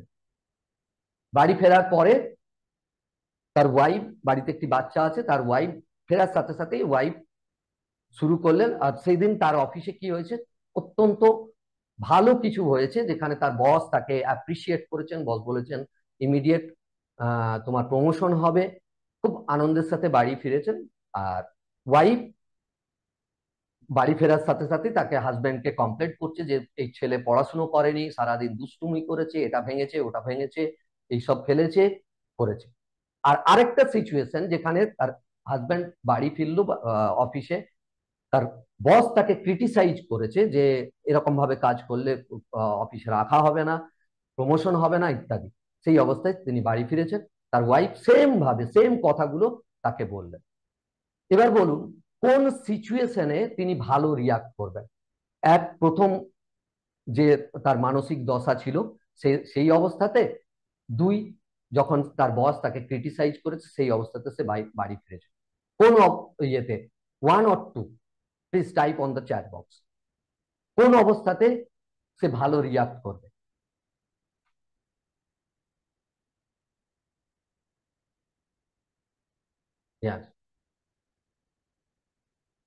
হ্যাঁ, 1, গুড। তাহলে প্রথম অবস্থাতে সেই তাকে যখন অ্যাপ্রিসিয়েট করেছেন বস, তার মানসিক দশা অত্যন্ত ভালো, পিআইআর ভালো অত্যন্ত, অর্থাৎ সাথে সাথে তার ফিজিওলজিও ভালো এবং তার স্টেট অফ মাইন্ডও ভালো, মানসিক দশাও ভালো। তিনি অত্যন্ত আনন্দের সাথে বাড়ি ফিরেছেন। বাচ্চাকে তিনি হয়তো বলেন ঠিক আছে করে ফেলেছে, আজকে করবে না, বোঝাবে। কিন্তু দ্বিতীয় অবস্থাতে সেম কমপ্লেন যদি করে, হয়তো বাচ্চাটাকে ধরে এক থাপ্পড় লাগিয়েও দিতে পারে, বাচ্চাটাকে বকাবকি করতে পারে। দুক্ষেত্রে তাহলে তার রিয়াকশন, তার বিহেভিয়ার কি আলাদা? প্রথম ক্ষেত্রে ভালো, দ্বিতীয় ক্ষেত্রে তার বিহেভিয়ার, আচরণ খারাপ হলো। তাহলে বিহেভিয়ার প্রডিউস করে কে? স্টেট অফ মাইন্ড, আমাদের মানসিক দশা যেরকম। তাহলে এখান থেকে আমি তৃতীয় লার্নিং কি পেলাম? পিআইআর প্লাস ফিজিওলজি দুটো মিলিত হয়ে কি করে? স্টেট অফ মাইন্ড তৈরি করে। আর স্টেট অফ মাইন্ড ক্রিয়েট করে আমাদের বিহেভিয়ার। স্টেট অফ মাইন্ড দুটো, একটা হচ্ছে unresourceful state of mind, state of mind দুটো, একটা হচ্ছে আনরিসোর্সফুল স্টেট অফ মাইন্ড আর একটা resourceful state of mind. Unresourceful state of mind, রাগ, দুঃখ, কষ্ট, ভয়, এগুলো হচ্ছে আনরিসোর্সফুল স্টেট অফ মাইন্ড। আর আমরা যখন রাগ, দুঃখ, ভয়, কষ্টে থাকি, আমাদের বিহেভিয়ার ভালো হয়? আমাদের রেজাল্ট ভালো প্রডিউস হয়? হয় না। আর রিসোর্সফুল স্টেট অফ মাইন্ড কি? লাভ, ভালোবাসা, এক্সট্যাসি, কনফিডেন্স, সেলফ, আত্মবিশ্বাস, এই সমস্ত হচ্ছে আমাদের রিসোর্সফুল স্টেট অফ মাইন্ড। আর যখন আমরা আত্মবিশ্বাসে থাকি, একটা ইন্টারভিউ ফেস করতে গেলে অত্যন্ত আত্মবিশ্বাসের সাথে দিতে পারি, আমাদের বডি ল্যাঙ্গুয়েজ আলাদা হয়। আর আমরা যখন ভয়ে থাকি, একটা ইন্টারভিউ ফেস করতে যাই, আমরা ইন্টারভিউ ভালো ফেস করতে পারি না, আমরা কাঁপতে থাকি। তো এটা কি আমাদের এফেক্ট। তাহলে বিহেভিয়ার, দেখুন বিহেভিয়ার কি করছে, আমাদের রেজাল্ট প্রডিউস করছে, রেজাল্ট প্রডিউস করছে বিহেভিয়ার। Behaviour produces result. তাহলে আমরা যদি শিখতে পারি কিভাবে আমাদের মাইন্ডসেটকে চেঞ্জ করতে হয়, তাহলে আমরা মাইন্ডসেট চেঞ্জ করে আমাদের যে পারসেপশন, পিআইআর, যেগুলো আমাদের জন্য বাধা, যার জন্য আমরা ভয় পাচ্ছি, যার জন্য আমরা ডিপ্রেশনে চলে যাচ্ছি, যার জন্য আমরা অ্যাংজিয়াস হয়ে যাচ্ছি, যার জন্য আমরা স্ট্রেস ফিল করছি, আমরা তাহলে সেগুলো থেকে খুব সহজেই বেরিয়ে আসতে পারি। এর জন্য কোনো মেডিসিনও লাগবে না, কোনো কিছু লাগবে না। আমাদের এই মাইন্ডসেটের উপর যদি আমরা কাজ করি, আমাদের বিলিফ সিস্টেম যদি স্ট্রং হয়, আমাদের ভ্যালুস যদি স্ট্রং হয়, পাস্ট এক্সপিরিয়েন্স গুলোকে আমরা যদি চেঞ্জ করতে পারি, চেঞ্জ বলতে আমি এক্স্যাক্টলি পুরোপুরি চেঞ্জ করার কথা বলছি না, কিন্তু তার যে মিনিং আমাদের জন্য রাখে, সেই মানেটা আমরা চেঞ্জ করতে পারি, আমাদের ফোকাস চেঞ্জ করতে পারি। আমরা যদি ভালো জিনিসের উপর ফোকাস করি, আমরা ডিসিশন ভালো কিভাবে নিতে হয় সেটা যদি শিখি, আমাদের ফিজিওলজিকে যদি সোজা রাখতে পারি, স্ট্রেট রাখতে পারি, স্ট্রং রাখতে পারি, তাহলে কিন্তু আমাদের এই যে পিআইআর, পিআইআর অনেক স্ট্রং হবে। আর পিআইআর স্ট্রং হলে ফিজিওলজি আমাদের অনেক স্ট্রং হবে, স্টেট অফ মাইন্ডও আমাদের চেঞ্জ হবে, আর আমাদের সাথে সাথে বিহেভিয়ার চেঞ্জ হবে। বিহেভিয়ার চেঞ্জ হলে রেজাল্টও অনেক পজিটিভ প্রডিউস হবে। ক্লিয়ার? তো আশা করি এই ইয়েটা অনেকটা ক্লিয়ার হয়েছে। আমি এই নিয়ে আরো পরে আলোচনা করব। এখন আমাদের মধ্যে পেয়েছি ডক্টর শ্বেতা তিওয়ারিকে। আমি, আমার মা ডক্টর শ্বেতা তিওয়ারি, তো আমি ডক্টর শ্বেতা তিওয়ারিকে সেশনে অভিনন্দন জানাই। আপনারা প্রত্যেকে আশা করি অপেক্ষা করছিলেন। তো ইনার প্রথম বলি, ইনি ডক্টর শ্বেতা তিওয়ারি, একজন গাইনোকোলজিস্ট, আর সাথে সাথে ইনি সাবকনসিয়াস মাস্টারি কোচ, ইনি স্পিরিচুয়াল প্র্যাকটিশনার, অনেক কিছু অনেক কিছু আছে। এবং আমি তো বলি এনাকে বেস্ট হিলার। তো ইনি হচ্ছেন আমার মা। আমার মাকে আমি অনেকদিন আগে হারিয়েছি, কিন্তু আমি দ্বিতীয় মাকে পেয়েছি। এই মা আমার জীবনে অনেক অনেক ভ্যালু অ্যাড করেছেন, অনেক অনেক ভ্যালু, এবং আপনাদের জীবনেও ডেফিনেটলি ভ্যালু অ্যাড করবেন। তো এরপরে আমি মায়ের কাছ থেকে শুনবো, ডক্টর শ্বেতা তিওয়ারির কাছ থেকে শুনবো, প্লিজ।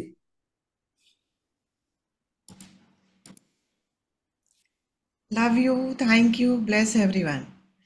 मैं आप सभी लोगों को तहे दिल से शुक्रिया करती हूँ, स्पेशली अपने शांतनु भाई, गोपाल बर्मन भाई को, दोनों लोगों को, कि आज आप लोगों के बीच आने का उन्होंने मुझे एक मौका दिया है।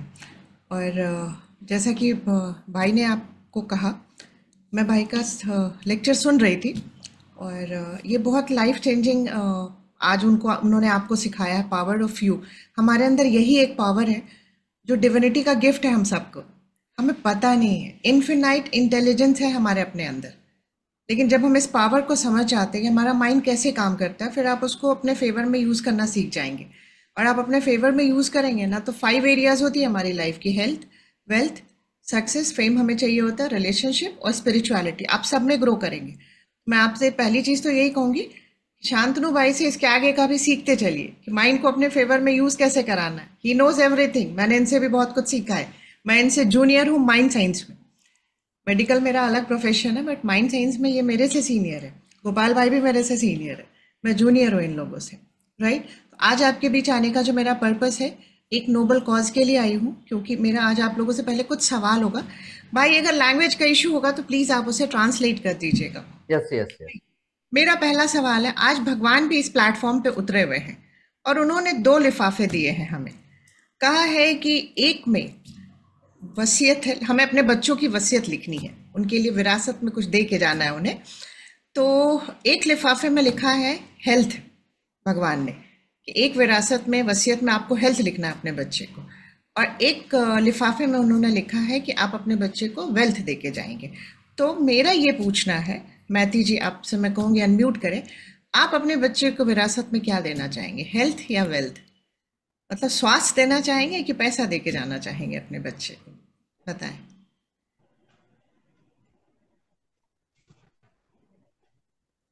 ईमानदारी से बताइए, यहाँ कोई जज करने नहीं बैठा है, जो दिल में होना वही बोलिए, प्लीज बताएं जैसे बापी क्या देना चाहिए। हाँ ম্যাডাম, দিদি ম্যাডাম জিজ্ঞেস করছেন, শ্বেতা ম্যাম জিজ্ঞেস করছেন যে যদি ঈশ্বর এই শক্তি দেয় একজন মাকে, যে বাচ্চার জন্য কি লিখে যেতে চাও, বাচ্চার ভবিষ্যৎ নিয়ে তুমি কি লিখে যেতে চাও, বাচ্চার যদি ভবিষ্যৎ हेल्थ लिखा লিখতে है বলে जी, তো কি भाई লিখতে চাও? मैसेज किया है, बापी भाई ने भी लिखा है हेल्थ देंगे हेल्थ देंगे हेल्थ देंगे। तो हाँ स्टिक करिएगा इस बात से कि आज इस सेशन के एंड होने के बाद हम अपने बच्चों को विरासत में हेल्थ ही देंगे, राइट? तो आज अगर मैं आपसे पूछूं कि आपको सबसे ज्यादा डर किस बीमारी के नाम से लगता है, टाइप कर सकते हैं आप चैट बॉक्स में, किस बीमारी के नाम से लगता है, ओ गॉड दी एंड आ गया, अब तो मतलब अब अंत तय है हमारा, कौन सी बीमारी से डर लगता है, एक नाम लिखिए या दो। गोपाल भाई ने लिखा कैंसर, वेरी ट्रू भाई, क्योंकि कैंसर को दूसरी कहा जाता है, कैंसर का मतलब ही दी एंड कहते हैं लाइफ का लोग। एंग्जाइटी, वापिदा को एंग्जाइटी से इशू है, उससे आपको डर लगता है, ग्रेट। और कोई लिखना चाहेगा कि किस बीमारी से आपको डर लगता है? राइट, हम आगे बढ़ते, हमें दो आंसर्स मिल गए, कैंसर। और कैंसर के बारे में शायद ये भी मिथ है कि कैंसर का पूरा इलाज संभव नहीं है, यस और नो? Yes. मैक्सिमम लोगों का है कि अगर कैंसर है तो इसका इलाज संभव नहीं है। लेकिन अगर मैं आपसे कहूं कि कुछ कैंसर से बचाव के लिए टीका आ गया है, तो आप क्या करेंगे, लगवाएंगे कि नहीं, छोड़ देंगे उसे? लगवाएंगे, यस और नो? अगर मैं कहती हूँ कि मेडिकल साइंस इतना एडवांस हो रहा है और हम टीका बना रहे हैं कैंसर के लिए, तो आप लगवाएंगे, अपने को अपनों को लगवाएंगे, यस और नो? प्लीज टाइप करें Yes, yes. चैट बॉक्स में, ओके यस डेफिनेटली लगवाएंगे। तो यही बात जो है ना, इसको स्टिक करना है एंड तक। कहने का ये जो आज आपके बीच आने का पर्पस जो मेरा ये है कि आज मैं जिस नोबल कॉज के लिए आई हूँ, मैं आपको मैं थोड़ा सा ब्रीफ करती हूँ कि आज मैं बात करने आई हूँ सर्वाइकल कैंसर के बारे में। सर्विक्स क्या होता है?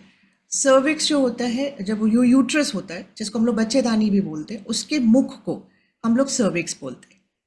और जो यूट्रस होता है उसमें ट्यूब्स भी होते हैं। मैं आप लोगों को, भाई हमें ऑप्शन देंगे शेयर स्क्रीन का, तो मैं Yes, कुछ yes. दिखा भी दूंगी, इन लोगों को समझा पाऊंगी।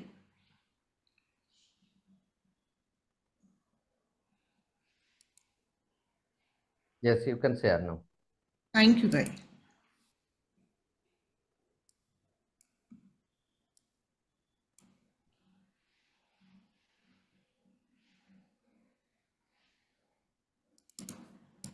कुछ मैं आप लोगों के लिए 10 मिनट्स में अपना टॉक खत्म करूंगी। ये आप देख रहे हैं, ये बच्चेदानी जिसको यूट्रस हम लोग बोलते हैं, ये ट्यूब्स है जो आप देख रहे हैं, ये ओवरीज है, ये ट्यूब्स है, ये ओवरीज है, ये यूट्रस, ये कट सेक्शन है एक्चुअली, इसमें हमारा बेबी, यही हमारा बेबी ग्रो करता है। और ये जो आप देख रहे हैं, ये इसको हम लोग सर्विक्स बोलते हैं। अगर इसको अलग से पिक्चर लिया जाए तो ये सर्विक्स होता है, इसको बच्चेदानी मुख भी बोलते हैं। आज आपके नॉलेज के लिए मैं बताती हूँ कि हर 7 मिनट में, आज मैं आपसे 10 मिनट बात करूंगी, भाई ने आपसे 1 घंटे बात किया है, अभी हर 7 मिनट में इस बच्चेदानी मुख के कैंसर से एक महिला की डेथ इंडिया में हो जाएगी। एवरी 7 मिनट में एक महिला की मृत्यु इस कैंसर से हो जाती है, जिसको हम लोग बच्चेदानी मुख का कैंसर बोलते हैं या सर्वाइकल कैंसर बोलते हैं।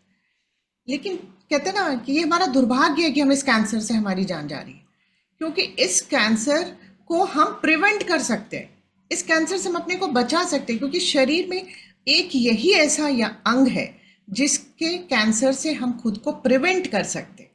बाकी कैंसर्स को हम प्रिवेंट नहीं कर सकते, अर्ली डायग्नोस कर सकते, अर्ली पता कर सकते हैं उसके बारे में, बट उसको प्रिवेंट नहीं कर सकते। प्रिवेंट आप सिर्फ सर्वाइकल कैंसर को कर सकते हैं। और क्यों कर सकते, कैसे कर सकते, ये मैं आज आपको बताती हूँ आगे। तो यहाँ का जो कैंसर कॉज करता है, जैसे कोविड जो आया था, हम लोग सब लोग डर गए थे। कोविड के वैक्सीन के लिए हम बेसब्री से इंतजार कर रहे थे कि आए, और जैसे आया हमने भाग के उसको लगवाया, राइट? लेकिन जिन लोगों ने नहीं लगवाया वो भी जिंदा है आज। तो इसका भी जो है कॉज है, जो सर्वाइकल कैंसर कॉज करता है, जैसे कोविड का भी वायरस था, जो इन्फेक्शन फैला रहा था वो भी वायरस था एक, और यहाँ का जो कैंसर कॉज करता है वो भी एक वायरस है, और उस वायरस का नाम है ह्यूमन पैपिलोमा वायरस। इसको हम लोग शॉर्ट में एचपीवी वायरस बोलते हैं। और ये 150 स्ट्रेन है इनके, मतलब इनकी वैरायटी, जैसे कोविड तो हम लोग 2 ही 3 देखा हम लोगों ने, बट इसकी जो है 150 वैरायटी है, उसमें से सिर्फ 15 ही कैंसरस है, बाकी सब नॉन कैंसरस है। तो हमारा जो अटेंशन है कि जो 15 कैंसरस स्ट्रेन है उन पे हम फोकस करें, और यही हुआ। मेडिकल साइंस ने इस पे काफी काम किया और इसका वैक्सीन भी रेडी हो गया है। 2 तरह का वैक्सीन अवेलेबल है आज, राइट? उसको मैं डिटेल में आगे आपको बताऊंगी। तो कहने का मतलब कि जो सर्वाइकल कैंसर, बच्चेदानी मुख कैंसर की बात हम कर रहे हैं, वो भी एक वायरस से होता है। लेकिन जो मैं आपको दिखाने जा रही हूँ वो ये कि हमारा दुर्भाग्य क्यों है, क्योंकि ये देखिए, ये नॉर्मल बच्चेदानी का मुंह ऐसा ही दिखता है। जब इसमें एचपीवी वायरस जो कैंसर कॉज करता है, जब इसका इन्फेक्शन होता है तो भी ये नॉर्मल ही दिखाई देता है, और ये कोई सिम्टम प्रोड्यूस नहीं करता, आपको कोई तकलीफ नहीं होती इसमें, ना आपको पानी जाएगा, ना आपको जलन होगा, कोई चैलेंज ही नहीं होता इसमें, इश्यू ही नहीं आते हेल्थ से रिलेटेड। और अगर इसका ख्याल नहीं किया गया, इसको सही रहते जांच करा के इसका इलाज नहीं किया गया, तो ये कैंसर में कन्वर्ट हो जाता है, राइट? तो क्या एचपीवी जो है, जो ये वायरस है, क्या सिर्फ सर्वाइकल कैंसर ही कॉज करता है? नहीं, ये और 6 कैंसर कॉज करता है। ये सर्वाइकल कैंसर कॉज करता है, जिसको बच्चेदानी मुख का कैंसर बोलते हैं।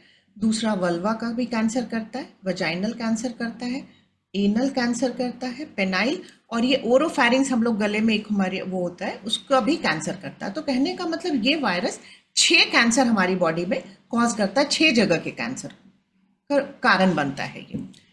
और सबसे बड़ी चीज जो है, इस इन्फेक्शन को, जब एचपीवी का इन्फेक्शन एक महिला को लगता है, होता है, तो उस एचपीवी इन्फेक्शन ऑटोमेटिकली भगवान ने हमें इतना सुंदर बनाया है कि 2 साल में हमारी इम्यूनिटी की वजह से ऑटोमेटिकली क्लियर हो जाता है, ऑटोमेटिकली क्लियर हो जाता है। बट कुछ परसेंट में वो परसिस्ट कर जाता है, वही रह जाता है। उन लोगों को ही कैंसर होता है, और ये वायरस को उस जगह कैंसर में कन्वर्ट करने में 15 से 20 साल लगता है।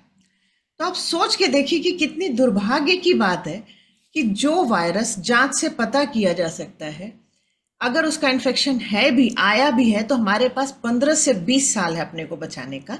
हम उस कैंसर से हर 7 मिनट में एक महिला की मृत्यु हो रही है। तो ये हमारे लिए दुर्भाग्य की बात नहीं है। और इसका कारण पता है क्या है? क्योंकि हमें सिर्फ ज्ञान नहीं है, हमें पता ही नहीं है कि ऐसा कोई वायरस है जो वहां का कैंसर कॉज कर रहा है। और अगर हम उसको जान जाएंगे तो हम अपने घर की माओ को, अपनी बहनों को, अपनी बच्चियों को बचा सकते हैं कैंसर से। सिर्फ ज्ञान नहीं होने की वजह से परेशानी है, राइट? क्योंकि प्यार तो हम सब बहुत करते अपनों से, अगर हमें पता होगा तो हम किसी भी तरह से अपने अपनों को बचाने के लिए किसी हद तक जाते, राइट? तो यही कहने का मतलब है कि ये वायरस के इन्फेक्शन से होता है। दूसरा, इस वायरस की जांच पॉसिबल है, हम इसको जांच से पता कर सकते हैं। और तीसरा कि अगर आता भी है तो हम कह रहे हैं ना आपको कि मैक्सिमम परसेंटेज ऑटोमेटिकली 2 साल में क्लियर हो जाता है इसका इन्फेक्शन, और जिनमें परसिस्ट करता है वो सिंपल ट्रीटमेंट से ठीक हो जाते हैं, राइट? उसके बाद मैं आप लोगों को बताऊंगी, थोड़ा सा जो डिटेल बताना चाहूंगी आज आप लोगों को, वो बताना चाहेंगे कि हम इसको बचा कैसे सकते हैं। जिस कैंसर की बात हम लोग कर रहे हैं, इस कैंसर से हम बच कैसे सकते हैं? तो 2 तरह का हम लोग कहते हैं। एक हम कहते हैं कि प्राइमरी प्रिवेंशन। प्राइमरी प्रिवेंशन का मतलब ये होता है कि हम पहले ही इसको प्रिवेंट कर ले। और वो कैसे कर सकते हैं? क्योंकि टीकाकरण उपलब्ध है, वैक्सीन आ चुका है मार्केट में, हम अपने बच्चों को, अपने घर की महिलाओं को और अपने बेटों को भी, क्योंकि ये सिर्फ सर्वाइकल, वल्वल, वजाइनल ही कैंसर कॉज नहीं करता है, ये एनल कैंसर भी कॉज कर रहा है, ये पेनाइल कैंसर भी कॉज कर रहा है, और ये कैंसर भी कॉज कर रहा है। तो अपने बेटों को भी लगवाइए। हमें ये इंजेक्शन अपनी बेटी और अपने बेटों दोनों को लगवाना है, राइट? तो आज हमारे बीच में ये जब वैक्सीन अवेलेबल है, अगर आप अपनी बेटी को भी लगवाते हैं तो आप 6 कैंसर से अपनी बच्ची को बचाते हैं। अगर आप अपने बेटे को लगाते हो तो आप उसे 3 कैंसर से बचाते हैं। तो क्यों ना आज हम अपने आप से प्रॉमिस करें कि मैं अपने बच्चे को विरासत में हेल्थ दूंगी। मैंने बहुत लोगों को विरासत में वेल्थ देते देखा है, मेरे आसपास बहुत सारे ऐसे लोग हैं जिनके पास इफरात का वेल्थ है, बिलीव मी, विश्वास करिए मेरा, मैं डॉक्टर हूं। हमारे पास लोग आते हैं, हमसे कितना भी पैसा ले लीजिए, हमें अच्छा कर दीजिए, लेकिन वो हम नहीं दे सकते उन्हें। स्वास्थ्य सिर्फ और सिर्फ हमारे अपने ही दे सकते हैं। जब हमें पता है कि जिन चीज़ों को हम प्रिवेंट कर सकते हैं, अगर उससे टाइमली एक्शन ले लिया गया तो हम बिल्कुल अपने बच्चों को विरासत में हेल्थ दे सकते हैं। लेकिन जब डिजीज हो जाती है, जब इस बीमारी के साथ हमारे पास लोग आते हैं, उस समय वो हमें कुछ भी देने को तैयार होते हैं। तो मैं यही कहती हूँ कि आज अपने आप से हमें प्रॉमिस करना है कि अब इस वक्त हम अपने बच्चों को विरासत में सिर्फ और सिर्फ हेल्थ गिफ्ट में करेंगे। बच्चों को ही नहीं मैं कहती हूँ ना, हमें एक हैबिट बनानी चाहिए, सबको हेल्थ ही गिफ्ट करिए, हेल्थ से रिलेटेड चीज़ें सीखिए, हेल्थ से रिलेटेड चीज़ें सिखाइए। और जब हम माइंड पावर को जान रहे हैं तो माइंड को समझिए, आप लोग बहुत सारा डिटेल सीखिए इसके बारे में, क्योंकि माइंड बहुत उसका रोल है आपको डिजीज से बचाने में, डिजीज होने में, और डिजीज हो गया तो उसको क्योर करने में आपका माइंड आपका सबसे अच्छा दोस्त है, आपके डॉक्टर से भी बेहतर दोस्त होगा आपका। आप अपने डॉक्टर के ट्रीटमेंट में रहिए और शांतनु भाई, गोपाल भाई, इन लोगों से सीखते रहिए माइंड को कैसे यूज करें अपने बीमारी से बाहर निकलने के लिए, राइट। तो पहला प्रिवेंशन जो हम लोग कहते हैं वो आप वैक्सीन लगवा सकते हैं। इसका मैं आपको पूरा एज ग्रुप बताऊंगी अभी कितने में लगता है। दूसरा हम लोग कहते हैं कि अपने घर की लेडीज जो शादीशुदा हैं उनका टेस्ट करा लीजिए, स्क्रीनिंग करा लीजिए। स्क्रीनिंग में ये वायरस का इन्फेक्शन पता चल जाता है कि हमारे घर में जितनी भी महिलाओं का हमने कराया क्या उनको एचपीवी का इन्फेक्शन है या नहीं है। अगर आता भी है तो एकदम मत डरिएगा, क्योंकि 2 साल में ऑटोमेटिकली वो क्लियर हो जाएगा। और अगर नहीं आता है तो आप 5 साल के लिए निश्चिंत हो जाते हैं। 5 इयर्स आप आराम से आंख मूंद करके सो सकते हैं, मैं गारंटी लेती हूँ उस चीज की, आपको कुछ नहीं होगा। लेकिन जब हम नॉलेज अगर हमें मिलने के बाद जब तक हम उसको अपनी लाइफ में अप्लाई नहीं करेंगे वो किसी काम का नहीं है। तो अब आप लोगों को क्या करना है मैं आपको बताती हूँ। जो आज का समरी है मेरा वो यही है कि अपने घर में 9 to 14 ईयर्स की बीच के बेटा या बेटी है उनको इसका वैक्सीन लगवाइए, पहली चीज। दूसरा मैं कहती हूँ कि 9 to 45 तक फीमेल्स के लिए एक्सटेंडेड हम लोग वैक्सीनेशन कर रहे हैं। जैसे कि मान लीजिए कि 9 to 14 के बीच में अगर आपके बच्चे की उम्र 9 से 14 साल है तो 2 ही वैक्सीन लगेगा। अगर उनकी उम्र 15 से ऊपर हो गई है तो 15 से 26 के बीच में आपको 3 वैक्सीन लगाने हैं।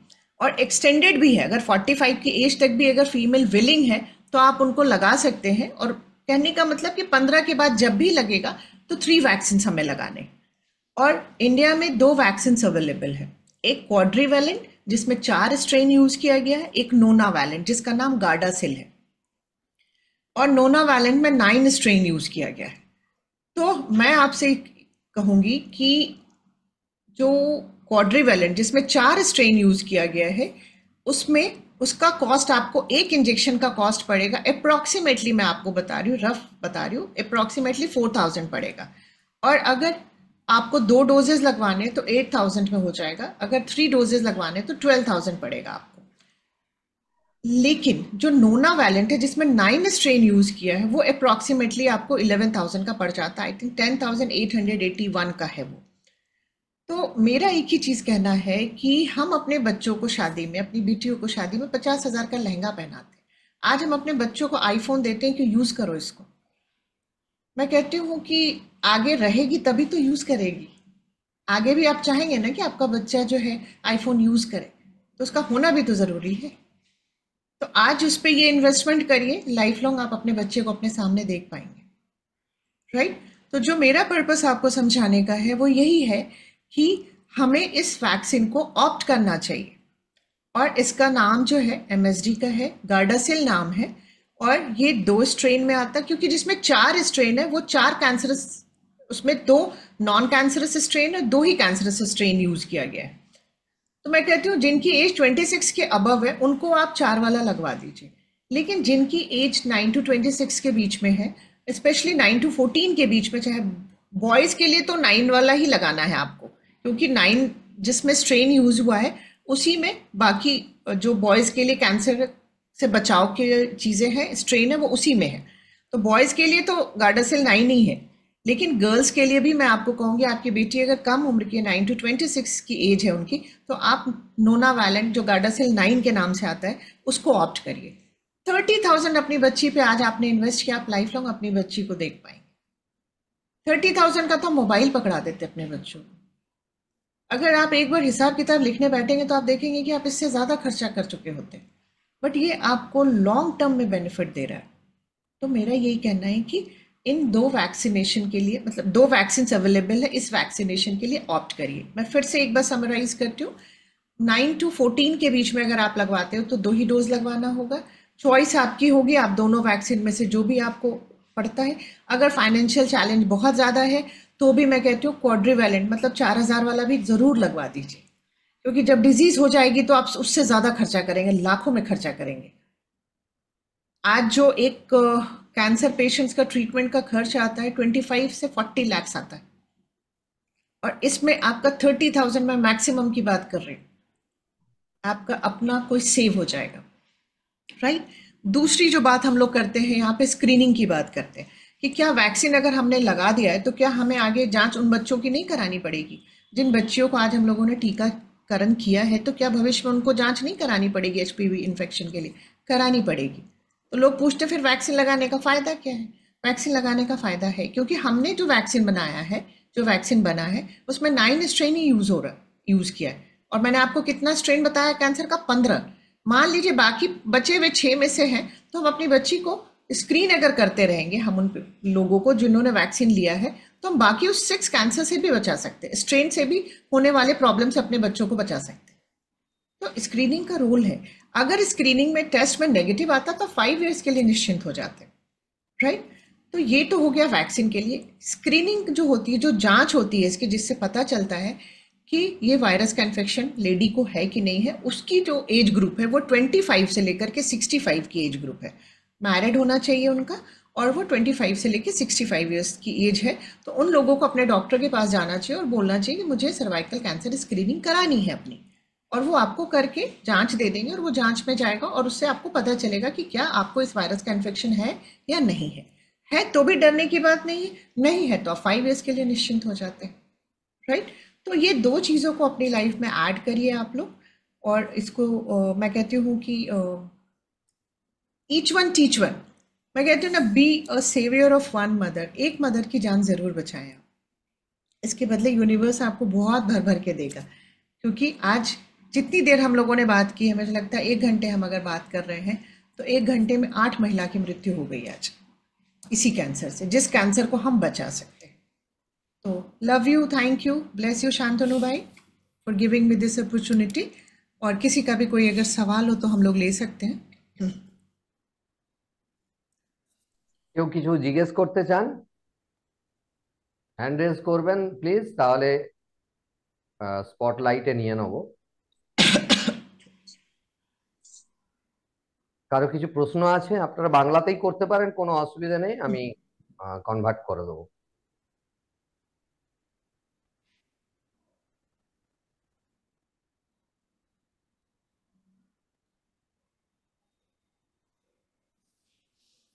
ওকে, আই থিঙ্ক কারো কোনো প্রশ্ন নেই।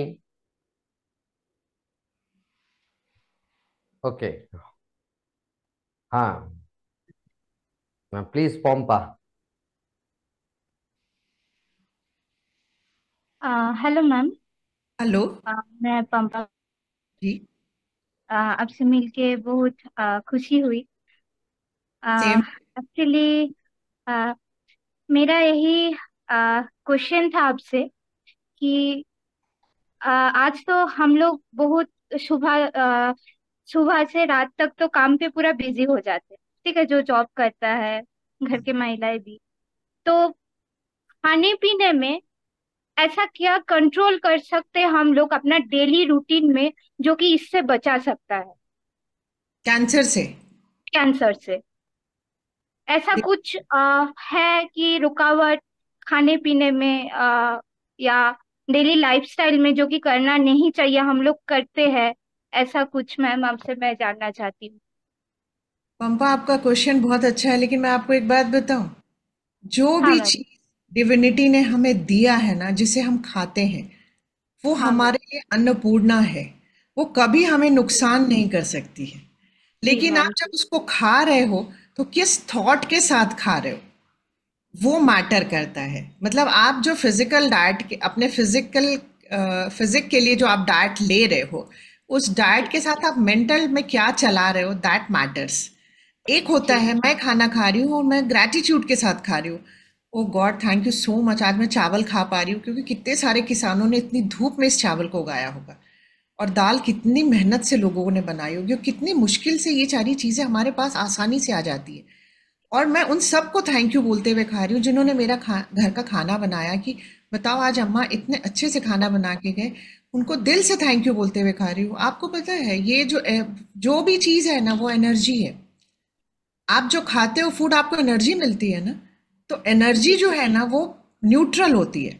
हमारा थॉट, हमारा स्टेट ऑफ माइंड, जिसकी बात अभी शांतनु भाई ने आप लोगों को समझाई, जी हमारा किस स्टेट ऑफ माइंड में और हमारे में क्या थॉट चल रहा है, वो उस एनर्जी को न्यूट्रल से पॉजिटिव और नेगेटिव में कन्वर्ट करती है। और आज की डेट में अगर मैं पूछूं पंपा आपने परसों क्या रात में खाया था, आपको याद भी नहीं होगा, क्योंकि आप खाते समय कहीं और थे। Exactly exactly. एग्जैक्टली तो वेरी जब भी प्रेजेंट। हम खाएं ना, तो पूरा उस फूड को एंजॉय करते हुए थैंकफुल होके खाइए। वो आपके वो हीलिंग का काम करेगा, वो ओके। आपको हील करेगा। हम आज फूड को एक सप्लीमेंट्री की तरह खा रहे हैं। जी अरे खाना है, पेट भरना, कुछ जल्दी से डालो अंदर और भागो यहाँ से। और मन में क्या चल रहा है, बॉस गुस्सा ना करे, मुझे पनिश ना करे, किसी चीज को लेकर के टेंशन चल रहा है, तो वो नेगेटिव एनर्जी अंदर जा रही है। तो वो फूड हमें हील नहीं कर रहा, हमें हेल्थ नहीं दे रहा, वो हमें बीमारी दे रहा है। एंड दैट्स द रीजन कि आज मेडिकल साइंस इतना एडवांस होने के बाद भी हम लोग प्रिवेंशन पे कुछ नहीं कर पा रहे। Exactly ma'am. और आप जो मैं कहती हूँ ना, आज डॉक्टर कर भी नहीं पाएंगे, क्योंकि हम किसी के मन में बैठ के सोच नहीं सकते, हम उनकी एनर्जी को चेंज नहीं कर सकते। हम जी अपने मन में, we are the only thinkers in our own mind. Agree? एकदम एकदम तो एकदम क्या सोचना है नहीं सोचना है वो हमारे अपने हाथ में, और हम सोचे जा रहे हैं, बिना मतलब के ही सोचे जा रहे हैं। इसलिए मैं कहती हूँ माइंड पावर सबको सीखना चाहिए। अगर नहीं सीखेंगे ना तो डिजास्टर होगा हेल्थ के फील्ड में। बिलीव मी, 5 इयर्स तक अगर माइंड पावर को दुनिया ने नहीं सीखा तो बहुत बड़ा डिजास्टर होगा हेल्थ के सेक्टर में, क्योंकि डिजीज मतलब बढ़ती जा रही है। और इसका रीजन एकदम। है सिर्फ और सिर्फ कि हम हर चीज को नेगेटिव ही ले रहे हैं। आज देखिए शांतनु भाई ने कितनी मेहनत करी थी सेशन के लिए, बट हम कितने कम से लोग आ पाए, क्योंकि हम सब उलझे हुए हैं अपनी तकलीफों में। हम अपने पैर एग्जैक्टली। में जो चुभा हुआ कांटा उसको निकालने में लगे, हम समझ ही नहीं पा रहे कि बार बार कांटा मुझे चुभ क्यों रहा है। जी लेकिन मैम। अगर हम अपने लिए टाइम नहीं निकालेंगे, अच्छी चीजों से नहीं जुड़ेंगे, तो आजीवन सफरिंग रहेगी, क्योंकि हमारे पास माइंड के पास बहुत प्यारे प्यारे एक्सक्यूजेस है। मेरा जॉब है, मेरा ऐसा है वैसा। माइंड को तो मजा आता है कहानियां बनाने में। लेफ्ट ब्रेन का काम ही हम कहते हैं स्टोरी मेकर होता है वो। आप उसको कुछ भी अच्छा सिखाने चलोगे, आपको स्टोरी देगा पुरानी पुरानी अच्छी अच्छी। नहीं यार, तुम कितनी बिजी रहती हो, तुम कितना काम करती हो, तुम्हारे लिए कैसे पॉसिबल हो सकता है। अपने माइंड से जीतना सीखो पंपा, नहीं तो आजीवन परेशान रहोगे। और कोई फूड, जी मैं कहती हूँ ना, वो अन्नपूर्णा है। हमारी संस्कृति बहुत अच्छी है, हमें मदर अर्थ जो भी देती है वो हमें कभी नुकसान नहीं पहुंचाती है। हमारे अपने एकदम। थॉट हमारी बीमारी की वजह है। हम अब उस एनर्जी को नेगेटिव या पॉजिटिव में कन्वर्ट करके अ, लेते हैं और अपने अंदर डिजीज को इनवाइट करते हैं। बट जो आपने कहा कैंसर को प्रिवेंट किया जा सकता है, तो मैं ईमानदारी से बताऊं, अगर हम अच्छे मेंटल डाइट लेंगे तो हम कैंसर को भी प्रिवेंट कर सकते हैं। और एक चीज़ यहाँ मिथ मैंने अपने नॉर्थ इंडिया में बहुत ज़्यादा देखा है, कि अगर किसी डॉक्टर को डाउट होता है, कहता है कि बायोप्सी करा लो, तो आप सोचते हो कि बायोप्सी से डिजीज बढ़ जाती है। ये मिथ है, बिलीव मी। बिना बायोप्सी के जांच नहीं हो सकती। तो इस मिथ को ब्रेक करना होगा आप लोगों को। और कुछ लोग इसलिए भी जांच कराने नहीं जाते कि अगर कुछ निकल गया, जांच कराने जाएंगे तो कुछ निकल जाएगा। मैं कहती हूँ अगर देयर इज अ डिजीज, तो आज नहीं तो कल वो निकलेगी। बस आज है तो छोटे रूप में निकलेगी, 5 साल बाद वो बड़े रूप में आएगी। आना है तो आएगी ही आएगी। तो मेरा हाँ। यही कहना है कि कैंसर को अगर प्रिवेंट करना है तो मेंटल डाइट पे काम करिए। और दूसरा जो मैं आप लोगों को कहती हूँ कि एक ही कैंसर प्रिवेंट कर सकते हैं, दैट इज सर्वाइकल कैंसर, क्योंकि इसकी स्क्रीनिंग पॉसिबल है। क्योंकि जो वायरस कैंसर कॉज करता है उसकी जांच हम करके आपको पहले अपने फॉलोअप में ले सकते हैं। और दूसरा, अगर हम अपने को वैक्सीनेट कर लेते हैं तो हम सिर्फ ये 6 कैंसर से अपने आप को बचा सकते हैं, जो ह्यूमन पैपिलोमा वायरस के इन्फेक्शन से होता थैंक यू मैम। थैंक है। You for your support. हाँ, एक काम करिए, आज के बाद से ना love you, thank you, bless you बोलना शुरू करिए। ये तीनों के बहुत पॉजिटिव और हाईएस्ट वाइब्रेशंस है। ये भी आपको हीलिंग में हेल्प करेगा, चाहे मेंटल चैलेंजेस हो, चाहे फिजिकल हो, चाहे इमोशनल हो, जी राइट? जी और हमारे बीच में आलोक भाई है, शांतनु भाई तो आप जानते हैं आलोक भाई को। नमस्कार, आलोक भाई प्रणाम हमारे जी, प्रणाम। पूरे, हाँ, सभी को मेरा प्रणाम, जिन लोगों पैन भी इंडिया देखा जी। चेन को देखते हैं। भाई से मैं कहूंगी, आलोक भाई आप अपना नंबर इस पे चैट बॉक्स में डाल लें। मैं डाल देता हूँ। हाँ, मैं एक नोट बार कर लीजिए। मैं चैट बॉक्स पे डाल देता हूँ उसकी जी। हेल्प करने के लिए। बाकी जो अभी मेरे को क्वेश्चन पूछा था, तो हम्म, डाइट का बात बताया, तो आप तो डॉक्टर हैं तो बोल सकती हैं, लेकिन मैं फिर बोलूंगा कि मेडिकल साइंस जो है, तो डाइट तो आप ले रही है, मेंटल और फिजिकल डाइट तो अपनी जगह है, लेकिन हमारे पास आज टूल है कि हम वैक्सीनेशन करा सकते हैं, तो वो हमें कराना चाहिए। बिल्कुल। It is a mandatory. And secondly, मैंने लास्ट सेशन में भी एक बात बोली थी कि जो भी लेडीज यहाँ पर हैं, तो सबसे बड़ी बात क्या है कि सबसे रिक्वेस्ट है कि वो अपनी हेल्थ को सबसे बड़ी प्रायोरिटी दें, क्योंकि हमारे यहाँ क्या है, एक तो हेल्थ के लिए, चाहे वो जेंट्स की हो या फीमेल की हो, तो कोई बजट नहीं रखते। हमारा खाने का बजट होता है, हमारा घूमने का बजट होता है, हमारा पिक्चर देखने का बजट होता है, लेकिन हेल्थ का बजट नहीं होता। तो पहली तो वो चैलेंज है। उसके बाद में अगर लेडीज को अपने की तरफ ध्यान देने की कोशिश की जाती है जेंट्स की तरफ से, या लेडीज अपना भी की तरफ अपना ध्यान देने के लिए, तो वो उसको बड़ा नेग्लेक्ट करती हैं। तो आपकी हेल्थ सबसे बड़ी प्रायोरिटी है। और जो भी हमारे पास चैलेंज, जो भी हमारे पास वैक्सीनेशन अवेलेबल है, और जैसा दीदी ने बोला कि हम सर्वाइकल कैंसर से बच सकते हैं, तो मुझे लगता है कि जो बात बोली सेशन के बीच में बोली कि ईच वन टीच वन, तो यहाँ टीच कर पढ़ाना तो है ही, लेकिन हाथ पकड़ के साथ में भी लेके जाना आना है। है। एग्जैक्टली। और क्या है कि इसकी शुरुआत ना घर से ही करनी है। मेरी रिक्वेस्ट है कि जो लेडीज हैं या जो जेंट्स हैं, किसी की मदर होंगी, किसी की सिस्टर होंगी, भाभी होंगी, उनके रिलेटिव्स होंगे, तो आप अपने घर से इसकी शुरुआत करिए। मैं बोलता हूँ कि अगर एक जेंट्स या एक लेडीज अपने साथ दो लोग को भी वैक्सीनेशन करा देती है, तो आप ये जो दीदी ने पिछले सेशन में एक बड़ी अच्छी बात बोली थी कि हमारे नॉर्थ इंडिया में त्योहार होता है तीज का, या जैसे आप, तो उसमें एक साड़ी कम किसी को गिफ्ट करिए, उसकी जगह आप उसको एक वैक्सीन गिफ्ट कर दीजिए। तो उसका कॉस्ट जो नॉर्मल होता है वैक्सीनेशन जो है, जैसे दीदी ने बोला कि क्वाड्रिवैलेंट जो वैक्सीन है वो 2,500 का है जो लेडीज को लगाना है, तो अगर आपको 2 या 3 डोज भी लगानी पड़ती है तो उसकी कॉस्ट 6 से 7 हजार रुपये आएगी। एंड लगभग हमें एक साल में, या हम किसी को भी गिफ्ट देते हैं, तो आज एक साड़ी भी जो होती है वो 5-6 हजार से नीचे नहीं आती। तो सही बात है कि मतलब ये सोचें कि हमारे पास पैसा नहीं है, वो डिफरेंटली ऐसी बात नहीं है। अफोर्डेबल लोग हैं, वो लोग भी वैक्सीनेशन नहीं कर रहे। एक तो अवेयरनेस नहीं है, दूसरा हमारा प्रायोरिटी नहीं है। दोनों चीजें करनी है। क्लैरिटी नहीं। हम लोग का कोशिश है कि हम लोगों को अवेयर कर पाए, और उसके साथ में क्या है कि आप अपनी हेल्थ को प्रायोरिटाइज करिए, और खासकर लेडीज की हेल्थ को, क्योंकि मुझे लगता है कि पूरी जो लेडीज हैं वो पूरी फैमिली की जो होती है, वो सेंटर, जो धुरी होती है, या जो बोलते हैं सेंटर होता है। अगर एक जेंट्स बीमार पड़ जाता है तो फैमिली डिस्टर्ब नहीं होती, लेकिन अगर एक लेडी को अगर बुखार हो जाए, आपकी मदर को या आपकी वाइफ को, तो पूरे फैमिली और पूरी चीज डिस्टर्ब हो जाती है। तो डेफिनेटली वैक्सीनेशन करना चाहिए, और हमें हेल्थ को प्रायोरिटाइज करना चाहिए इसके लिए। बाकी मैं चैट बॉक्स में आपका अपना नंबर डाल देता हूँ, तो जिन लोग को भी वैक्सीनेशन कराना है, मैं ऑल इंडिया देखता हूँ, तो बहुत सारे डॉक्टर हमारे हर हर जगह पे अवेलेबल हैं, in case including West Bengal also. तो जिसको भी वैक्सीनेशन कराना है या फिर जिसको भी स्क्रीनिंग करानी है, तो आप मुझसे कांटेक्ट कर सकते हैं। जो हम लोग ट्रेनिंग देते हैं डॉक्टर को, अगर अवेलेबल होंगे तो मैं उनका कांटेक्ट नंबर दूंगा, उनको मैं बता भी दूंगा, तो जिससे आपकी वो स्क्रीनिंग हो सकती है। लेकिन जितना कोशिश कर सकते हैं, जितना हेल्प करने की, तो डेफिनेटली मैं हेल्प करूँगा। आप मुझे बिल्कुल। सिंपल मेरे मैसेज को, आप मुझे एक कॉल कर दीजिए या मैसेज डालिए, and definitely 100% you will get a return call, और you will get the feedback from my side. This is my promise. Thank you so okay, much भाई। ओके। मैं थैंक यू। आपसे कहती हूँ कि चलो, आलोक के पास मैं इतना नंबर काम डाल, है, फिर भी वो ऑल इंडिया देखते हैं हमारा, फिर भी वो हर फोन कॉल का भी, जितने लोगों ने मुझसे उनका नंबर लिया था, मुझे सबने फीडबैक दिया कि इतना प्रॉम्प्ट रिस्पॉन्स वो दे रहे हैं, इतना ज़्यादा आउट ऑफ वे हेल्प कर रहे हैं। तो मैं कहती हूँ ना कि देखिए, चैरिटी करने का दिल हम सबको करता है। आज चैरिटी यही करिए कि अपने साथ, अपने बच्चों के साथ, अपने घर के लोगों के साथ, किसी भी, आप अपने घर के किसी भी एक हेल्पर को स्क्रीनिंग के लिए भी ले जाइए। मैं कहती हूँ ना, उतने का खाना खा जाते हैं हम लोग, पार्टी मना लेते हैं, बट वो किसी की जान बचाइए। Be a saviour of one mother. मैं एक ही इसी स्लोगन के साथ चल रही हूँ कि एक मदर की जान बचाइए। क्योंकि मेरे पास जब बच्ची आती है और कहती है, मैं कहती हूँ मम्मा को बुलाओ, आपके बारे में बात करें, मम्मा नहीं है, क्या हुआ था, कैंसर था उनको, cervical. I felt very bad. तो मुझे ये लगता है कि नहीं, हम सबको आगे आना चाहिए, और जब तक आप आगे नहीं आएंगे ना, हम इस लड़ाई को जीत नहीं पाएंगे। और हमें जीतनी है इस लड़ाई को। हमें 2030 तक 90 को वैक्सीनेट कर लेना है, स्क्रीन कर लेना और ट्रीट कर लेना है, ताकि हम 2030 तक हम लोग कम से कम इस कैंसर से फ्री हो सके। ये WHO का कैंपेन भी है कि वर्ल्ड को इस कैंसर से मुक्त किया जाए, बट उनको सबसे ज़्यादा निराशा इंडिया और चाइना से ही है कि हम नहीं कर पाएंगे। लेकिन मैं कहती हूँ जब हम ठान लेंगे ना, तो हम कुछ भी कर लेंगे। तो मुझे इसी के लिए आप लोगों की हेल्प चाहिए। Please join hand with us to eliminate this dreaded cervical cancer, please.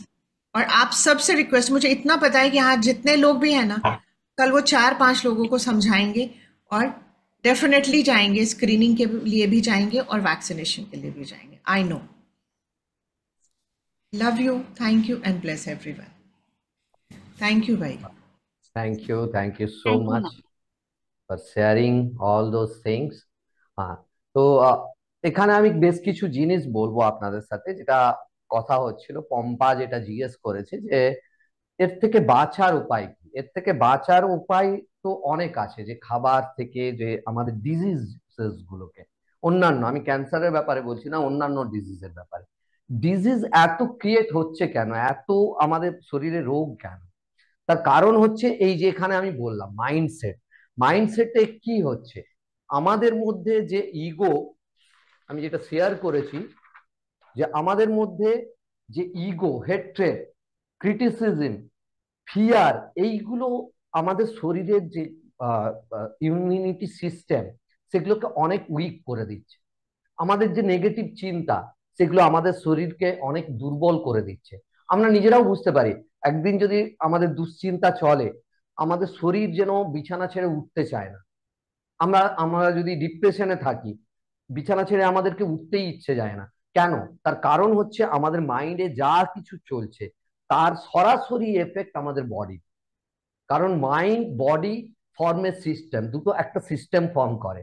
R mind দ্বারা সমস্ত কিছু, আমাদের গুরুত্বপূর্ণ কাজগুলো মাইন্ড দ্বারা পরিচালিত হচ্ছে। আমাদের ব্লাড সার্কুলেশন, আমাদের ডাইজেশন সিস্টেম, আমাদের যে হজম হচ্ছে, এই সমস্ত কিছু আমাদের মাইন্ড দ্বারা পরিচালিত হচ্ছে। আর মাইন্ডে যখন একটা, মানে কি বলবো, এমার্জেন্সি পিরিয়ড চলে। এমার্জেন্সি পিরিয়ড কোনগুলো? যখন আমরা নেগেটিভ চিন্তা করি, স্বাভাবিকভাবে সেটা একটা এমার্জেন্সি পিরিয়ড। আমাদের সাবকনসিয়াস মাইন্ডের উপর প্রচুর প্রেসার পড়ে যখন আমরা কোনো নেগেটিভ চিন্তা করি। তাহলে যখন নেগেটিভ চিন্তা করি, আমাদের মাইন্ড যখন একটা কি বলবো, মানে অত্যন্ত ক্রিটিক্যাল কন্ডিশনে থাকে, সে বুঝে নেয় যে এটা আমার যে ওনার, তার জন্য এটা ক্রিটিক্যাল পজিশন, সে তখন কি করবে? স্বাভাবিকভাবে তার যে স্বাভাবিক প্রক্রিয়াগুলো, সেগুলো সঠিকভাবে চালাতে পারবে না। আমাদের যে হরমোনস গুলো, সেগুলো সঠিকভাবে নিঃসরণ হবে না। তো আমাদেরকে, আমরা যদি সত্যি চাই যে happy, prosperous, successful life, healthy life, তাহলে প্রথম থেকে আমাদেরকে কিন্তু মাইন্ডের ওপর কাজ করতেই হবে। কারণ মনই একমাত্র জিনিস যা আমাদেরকে সমস্ত অবস্থাতে সুস্থ রাখতে সহযোগিতা করতে পারে। আর কারো কিছু প্রশ্ন আছে?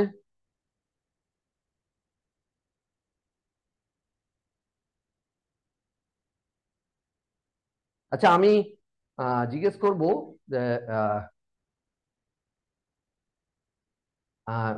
ডক্টর শ্বেতা, আপনি কিছু share, do you want to share something? भाई मुझे लगता है सही है, सारी चीज़ें जितनी आज हम लोगों का जो टॉपिक था डिस्कशन का, वो कंप्लीट हुआ यहाँ पे। बट हाँ, मैं फिर से आप लोगों से रिक्वेस्ट करूँगी, join hand with us to eliminate this cancer. इस कैंसर को हटाना है अपनी लाइफ से, इस वर्ल्ड से हटाना है, और ये आपके बिना संभव नहीं है, ये हमेशा याद रखिएगा। थैंक यू भाई। हम लोग बार बार मिलते रहेंगे, इस टॉपिक पे बात करते रहेंगे, आते रहेंगे आप लोगों के बीच, ताकि आपको हम भूलने नहीं देंगे। हमें आप अपनी लड़ाई में आप लोगों का भी साथ चाहिए। Definitely we will meet again, and we work together in future. Definitely, no issue. And I think we need to aware the people. Sure भाई, exactly, this is the main reason कि लोगों को आइडिया नहीं है। मुझे अच्छे से पता है कि आज जितने लोगों को ये आइडिया हुआ है, वो इस पे जरूर काम करेंगे, वो इसको नेग्लेक्ट नहीं करेंगे, क्योंकि अवेयरनेस ही हमारा मेन प्रॉब्लम है। इसलिए हम लोग मिलते रहेंगे, आते रहेंगे सेशंस में, और मैं इन चीज़ों को लेके आपको बताती रहूँगी। And thank thank you you भाई। so much, Alok ji, and my thank you mother, sir, thank you. my mom, Dr. Shweta Tiwari. Thank you for coming thank to the session and sharing. আমি আপনাদেরকে জিজ্ঞেস করব যে session সম্বন্ধে আপনাদের যদি কিছু অভিজ্ঞতা আপনারা শেয়ার করেন প্লিজ। বনশ্রী আমার একজন কি বলবো কাউন্সিলিং সেশন যে নিয়েছে, আর বনশ্রী আমি আপনার থেকে জানতে চাইবো যে আপনি কেমন আছেন এবং এই সেশন কেমন লাগলো particular, please. Banashree, please unmute yourself.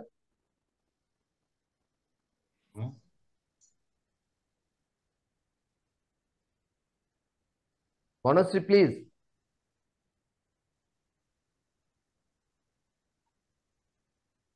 Hello,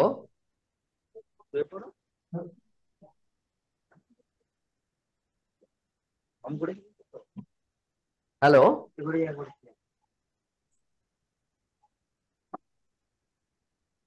okay, তো আমি যাব সমীর বাবুর কাছে। সমীর বাবু, আপনি কিছু শেয়ার করতে চান?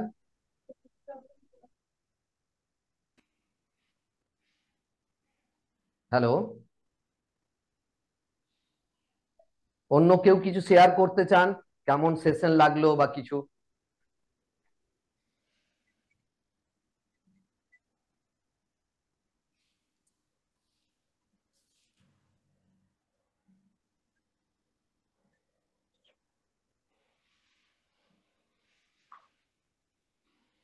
কেউ কেউ নেই যে শেয়ার করতে চান যে সেশন কেমন লাগলো?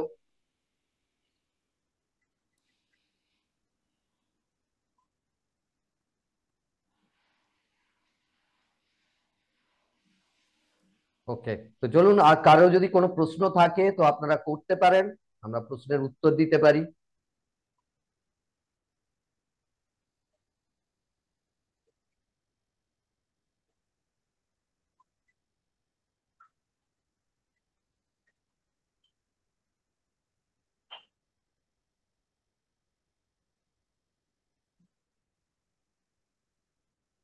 ওকে, তো থ্যাংক ইউ এভরিওয়ান সেশনে থাকার জন্য। Nice, take care. আর নিশ্চয়ই আমি একটা জিনিস বলবো যে আপনারা যদি এই সায়েন্সকে শিখতে চান, এই সায়েন্সের গুরুত্ব বুঝে এই সায়েন্সকে যদি শিখতে চান, আমি আপনাদেরকে লিংক শেয়ার করে দেবো। মেন্টাল ওয়েলনেস মাস্টারি প্রোগ্রামে আপনারা জয়েন করতে পারেন। কোর্স ফিস মাত্র 12,222, 12,222 টাকা। তো আপনারা জয়েন করতে পারেন, অনেক কিছু লার্নিং পাবেন, অনেক কিছু ডেফিনেটলি। তো আপনারা চাইলে করতে পারেন। তো চলুন, অনেক অনেক ধন্যবাদ সকলকে সেশনে থাকার জন্য। আশা করি এরকম পাওয়ারফুল সেশন আমি আরো আপনাদেরকে দিতে পারবো। ইয়েস, সমীর বাবু কিছু শেয়ার করবেন? আপনি আপনাকে আনমিউট করেছেন, প্লিজ।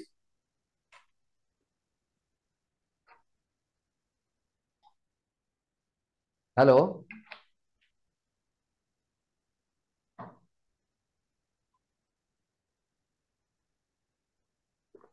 Okay, thank you.